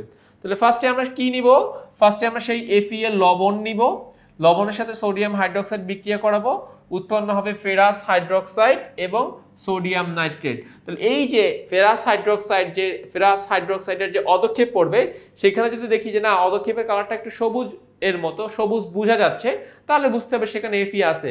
আর যদি সবুজ না হয় অন্য যে কোনো কালারই হোক না কেন, ডিসিশন ক্লিয়ার যে সেখানে Fe নাই, অন্য যে কোনো মৌল আছে। তাহলে আমরা এরকম অদক্ষেপের কালার দেখে আসলে ধাতুটা কে বা ধাতুটা কি এটা আমরা খুব সহজেই আইডেন্টিফাই করে ফেলতে পারি। ওকে, সো এই বিক্রিয়াগুলো তোমাদের জন্য গুরুত্বপূর্ণ। এবারে আসো আর্দ্র বিশ্লেষণ বা পানি বিশ্লেষণ বিক্রিয়া। আচ্ছা, আর্দ্র বিশ্লেষণ বিক্রিয়া শর্ত কি দেখো তো। আর্দ্র বিশ্লেষণ বিক্রিয়ার বিক্রিয়কে পানি থাকবে এবং সেই পানিকে তুমি আর্দ্র বিশ্লেষিত করবে, অর্থাৎ H+ OH- এরকম দুইটা অংশে আমরা সেখানে ভাগ করব। অর্থাৎ যদি কোনো বিক্রিয়ার বিক্রিয়কে পানি থাকে, যদি কোনো বিক্রিয়ার বিক্রিয়কে পানি থাকে এবং সেই পানিকে আমরা H+ এবং OH- এরকম দুইটা অংশে বিভক্ত করতে পারি, সেই বিক্রিয়াকে বলা হয় আর্দ্র বিশ্লেষণ বিক্রিয়া। আর্দ্র বিশ্লেষণ বিক্রিয়ার এই যে বিক্রিয়াটা তোমরা এখানে দেখতে পাচ্ছ, এই বিক্রিয়া আসলে দুইটা শর্ত ফিল আপ করতেছে। এটা আর্দ্র বিশ্লেষণ বিক্রিয়াও প্লাস এটা কিন্তু অদক্ষেপণ বিক্রিয়া। দেখো এখানে কিন্তু আমি বলছিলাম যে আমরা উৎপাদের দিকে তাকাবো। দেখো তো উৎপাদের একটা হচ্ছে অ্যাকোয়াস আর একটা হচ্ছে সলিড। তাহলে যখনই আমরা উৎপাদের একটা অ্যাকোয়াস এবং একটা সলিড পাবো, বুঝতে হবে যে এইখানে যেই বস্তুটা সলিড, এই বস্তু অদক্ষিপ্ত হচ্ছে, পাত্রের নিচে শক্ত তলানি আকারে জমা হচ্ছে, তাহলে আমরা এই বিক্রিয়াকে অদক্ষেপণ বিক্রিয়াও বলতে পারবো। আবার এই বিক্রিয়ার যেহেতু বিক্রিয়কে পানি আছে এবং সেই পানিকে H+ এবং OH- দুইটা অংশে ভাগ করে দিচ্ছি, তাহলে সেই বিক্রিয়াকে আমরা আর্দ্র বিশ্লেষণ বিক্রিয়া বলতে পারবো। তো বিক্রিয়াটা আশা করতেছি সবাই বুঝতে পেরেছো। অ্যালুমিনিয়াম 3+ Cl- আর এখানের H+ আর OH-। তাহলে অ্যালুমিনিয়াম যাচ্ছে OH মূলকের সাথে, উৎপন্ন করতেছে অ্যালুমিনিয়াম হাইড্রোক্সাইড, আর হাইড্রোজেন যাচ্ছে ক্লোরিনের সাথে, উৎপন্ন করতেছে কি হাইড্রোক্লোরিক অ্যাসিড। ওকে, তাহলে আমরা আর্দ্র বিশ্লেষণ বিক্রিয়াটা বুঝতে পেরেছি। আচ্ছা, নেক্সট যাচ্ছি আমরা পানি যোজন বিক্রিয়া। পানি যোজন বিক্রিয়া কি হবে দেখো, এখানেও বিক্রিয়কে পানি থাকবে, কিন্তু আমরা একটু আগেই যে আর্দ্র বিশ্লেষণ বিক্রিয়ায় যেরকম পানিকে দুইটা ভাগে ভাগ করেছিলাম H+ OH-, এখানে আর পানিকে আমরা কোনো ভাগে ভাগ করব না। এই সম্পূর্ণ পানিটাকে আমরা ক্লাস পানি আকারে আয়নিক যৌগের সাথে আমরা যুক্ত করে দেব, ক্লাস পানি আকারে আমরা আয়নিক যৌগের সাথে যুক্ত করে দেব। তো তোমাদের মাঝে মাঝে পরীক্ষার প্রশ্নে আসবে যে আর্দ্র বিশ্লেষণ বিক্রিয়া এবং পানি যোজন বিক্রিয়ার মধ্যে মিল কোথায়, অমিল কোথায়। মিল হচ্ছে উভয় বিক্রিয়ার বিক্রিয়কে পানি রয়েছে, উভয় বিক্রিয়ারই বিক্রিয়কে পানি থাকবে, এটা হচ্ছে মিল। অমিল হচ্ছে আর্দ্র বিশ্লেষণ বিক্রিয়ার বিক্রিয়কে পানি থাকবে এবং সেই পানিকে আমরা H+ এবং OH- এরকম দুইটা অংশে ভাগ করব। বাট পানি যোজন বিক্রিয়ার বিক্রিয়কে পানি থাকবে, সেটাকে কোনোরূপ ভাগ হবে না, জাস্ট ক্লাস পানি আকারে গিয়ে জমা হয়ে যাবে। আর আর্দ্র বিশ্লেষণ বিক্রিয়ায় পানির সাথে আয়নিক যৌগও আসতে পারে, সমযোজী যৌগও আসতে পারে। বাট পানি যোজন বিক্রিয়ায় পানির সাথে শুধুমাত্র আয়নিক যৌগই আসবে, কারণ ক্লাস পানি বা পানিকে ধরে রাখতে পারে কারা, সাধারণত আয়নিক যৌগ অথবা সালফিউরিক অ্যাসিড, এরকম কিছু যারা আছে যারা পানিকে ধরে রাখতে পারে, তাহলে আমরা এদের বেলায় এই পানি যোজন বিক্রিয়ার কথাটা বলতে পারবো। ওকে, এবারে আসো কয়েকটা পরিচিত লবণ, গ্লাস পানির সাহায্যে কয়েকটা পরিচিত লবণ এবং লবণের বর্ণ, এগুলো এমসিকিউতে প্রচুর আসে। দেখো এগুলো মাঝে মাঝে তোমাদেরকে বলে ইপসম লবণ, ম্যাগনেসিয়াম সালফেট 7 অণু পানি, ইপসম লবণের বর্ণ হচ্ছে সাদা। জিপসাম লবণ, ক্যালসিয়াম সালফেট 2 অণু পানি, বর্ণ সাদা বা হালকা ধূসর। ব্লু ভিট্রিয়াল, নামের মধ্যে ব্লু বলে দিচ্ছি, কপার সালফেট 5 অণু পানি, গাঢ় নীল বর্ণের। হোয়াইট ভিট্রিয়াল, জিঙ্ক সালফেট 7 অণু পানি, এটা হচ্ছে সাদা বর্ণের। তারপরে হচ্ছে গিয়ে গ্লোবাল লবণ, সোডিয়াম সালফেট 10 অণু পানি, সাদা বা বর্ণহীন। তারপরে হচ্ছে গিয়ে গ্রিন ভিট্রিয়াল, ফেরাস সালফেট 7 অণু পানি, এটা হচ্ছে হালকা সবুজ। আমাদের পুরো চার্টের মধ্যে কতগুলো লবণের নাম, তাদের রাসায়নিক সংকেত এবং তাদের বর্ণ, এটা তোমাদের এমসিকিউর জন্য খুবই গুরুত্বপূর্ণ। এখান থেকে এমসিকিউ আসে, এই তথ্যগুলো মনে রাখবা, এগুলো এমসিকিউতে কাজে লাগে।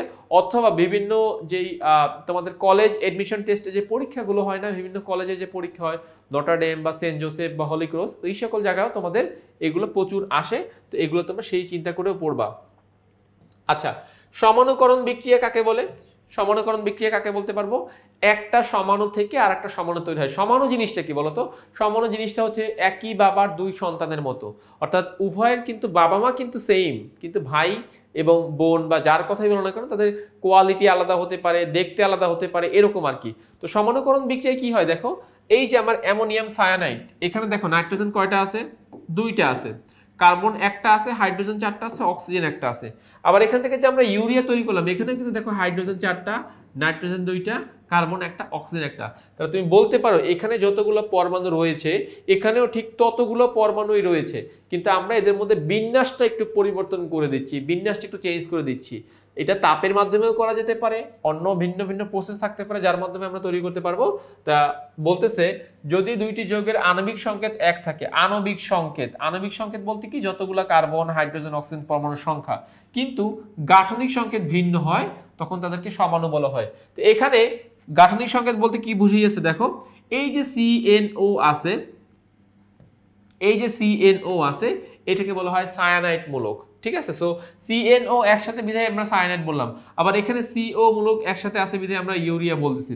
তো মূল জিনিস সেম থাকলেও, মূল মেটেরিয়াল সেম থাকলেও এই যে পদার্থের যে অবস্থানগত পরিবর্তন, সেই অবস্থানগত পরিবর্তনের কারণে আমরা একটাকে বলবো অ্যামোনিয়াম সায়ানাইড আর একটাকে বলবো আমরা ইউরিয়া, বাট এদের আণবিক সংকেত কিন্তু সেম। আণবিক সংকেতটা কি? আণবিক সংকেত হচ্ছে কি যে N2H4CO, বা যেভাবে বলো না কেন সেটাই হচ্ছে আমাদের আণবিক সংকেত। লাস্ট আসো পলিমারকরণ বিক্রিয়া। পলিমারকরণ বিক্রিয়া কাকে বলে? যে একটা মনোমার, এটা হচ্ছে মনোমার, এই মনোমার থেকে আমরা এরকম অক্সিজেন দিব, তাপ দিব, চাপ দিব, তিনটা সমন্বয় করে আমরা এখান থেকে একটা বৃহৎ একটা অণু তৈরি করব। পলিমারকরণ বিক্রিয়া বলতে বোঝানো হয় যে যেই বিক্রিয়ায় মনোমার, এই মনোমার থেকে আমি পলিমারকরণ বা পলিমার বিক্রিয়া তৈরি করতে পারি, সেই বিক্রিয়াকে বলা হয় পলিমারকরণ বিক্রিয়া। তো পলিমারকরণ বিক্রিয়াটায় এই যে সবথেকে গুরুত্বপূর্ণ যেটা, যে তাপ, চাপ এবং ঘন বিক্রিয়ায় তাপ, চাপ এবং প্রভাবক, এইটা আমাদেরকে মনে রাখতে হবে। আর একটা মূল ডিফারেন্স আমি একটু দেখিয়ে দিচ্ছি দেখো, এখানে কিন্তু আমার ডাবল বন্ধন ছিল, তাই না? বাট এই ডাবল বন্ধনকে ভেঙে, মানে ডাবল বন্ধনকে যখন আমি ভেঙে দিব, এই ডাবল বন্ধন তো উভয় কার্বনের যোজনী চার তৈরি করতে সাহায্য করতেছে। তো যখন তুমি এখান থেকে একটা বন্ধন ভাঙবা, ফলে এই পাশে একটা বন্ধন তৈরি হবে, এই পাশে একটা বন্ধন তৈরি হবে, ব্যাস আমার ইথিলিন থেকে কি তৈরি হয়ে যাবে? ইথিলিন থেকে আমার পলিথিন তৈরি হয়ে যাবে, ইথিলিন থেকে আমার পলিথিন তৈরি হয়ে যাবে। সো এখানে এটাই বলতেছে যে পলিমারকরণ বিক্রিয়ায় বৃহদাকার অণুটি পলিমার অণু, এই যে যেটা অণু সেটাকে বলা হয় বৃহদাকার, যেই পয়েন্ট বা যে যৌগ থাকে সেটাকে বলা হয় পলিমার অণু, এবং ক্ষুদ্র আকৃতি যেটা থাকে সেটাকে বলা হয় মনোমার অণু, মনোমার অণু। তো এই বিষয়গুলোই কিন্তু আমাদের এই বইয়ের মধ্যে আছে, যেটা আমি তোমাদের সামনে উপস্থাপন করে দিলাম। তো তাইলে আমাদের এই পুরো চ্যাপ্টারটা আমরা এখন কমপ্লিট করে ফেলেছি। আমি তোমাদেরকে বলবো যে তোমরা ইজি কেমিস্ট্রি বইটা সংগ্রহ করো, ইজি কেমিস্ট্রি বইটা পড়ো। এই বইয়ের মধ্যে কেমিস্ট্রি এত সুন্দরভাবে আমরা কষ্ট করে তোমাদের জন্য দিয়েছি যে একজন শিক্ষার্থী দেখলে তার কাছে কিন্তু জিনিসটা খুব সহজ মনে হবে। এবং এই যে বেসিক, এই বেসিকটা একটু ভিডিওটা একটু বড় হয়ে যাচ্ছে, বড় হয়ে গিয়েছে আর কি, কিন্তু তারপরেও কিন্তু তোমাদের জন্য আসলে এটা খুবই ইফেক্টিভ। আমি সময় নিয়ে বুঝিয়েছি এই জন্য যে আমাদের এই ভিডিও দেখে যেন একজন প্রত্যন্ত অঞ্চলের শিক্ষার্থীও যেন সে বুঝতে পারে, এই জন্য আমরা সব কিছু ভেঙে ভেঙে বুঝিয়েছি। আমরা একজন শিক্ষার্থীর না, মানে একজন শিক্ষার্থী বুঝতে পারে না তার কথা চিন্তা করে বুঝিয়েছি, যাতে করে যে ভালো, যে একটু অ্যাডভান্স লেভেলে সে যেন আরও দ্রুত ধরতে পারে, এভাবেই চিন্তা করে আসলে ক্লাসগুলো নেওয়া হয়েছে। তোমরা বইটা সংগ্রহ করো, তোমরা বইটা পড়ো, আশা করতেছি তোমরা এখান থেকে অনেক কিছু শিখতে পারবে, এখান থেকে অনেক কিছু জানতে পারবে। তো সেই আশা রেখেই আমি আজকের পর্বটি শেষ করতেছি। সবাই ভালো থাকো, সুস্থ থাকো, আল্লাহ হাফেজ।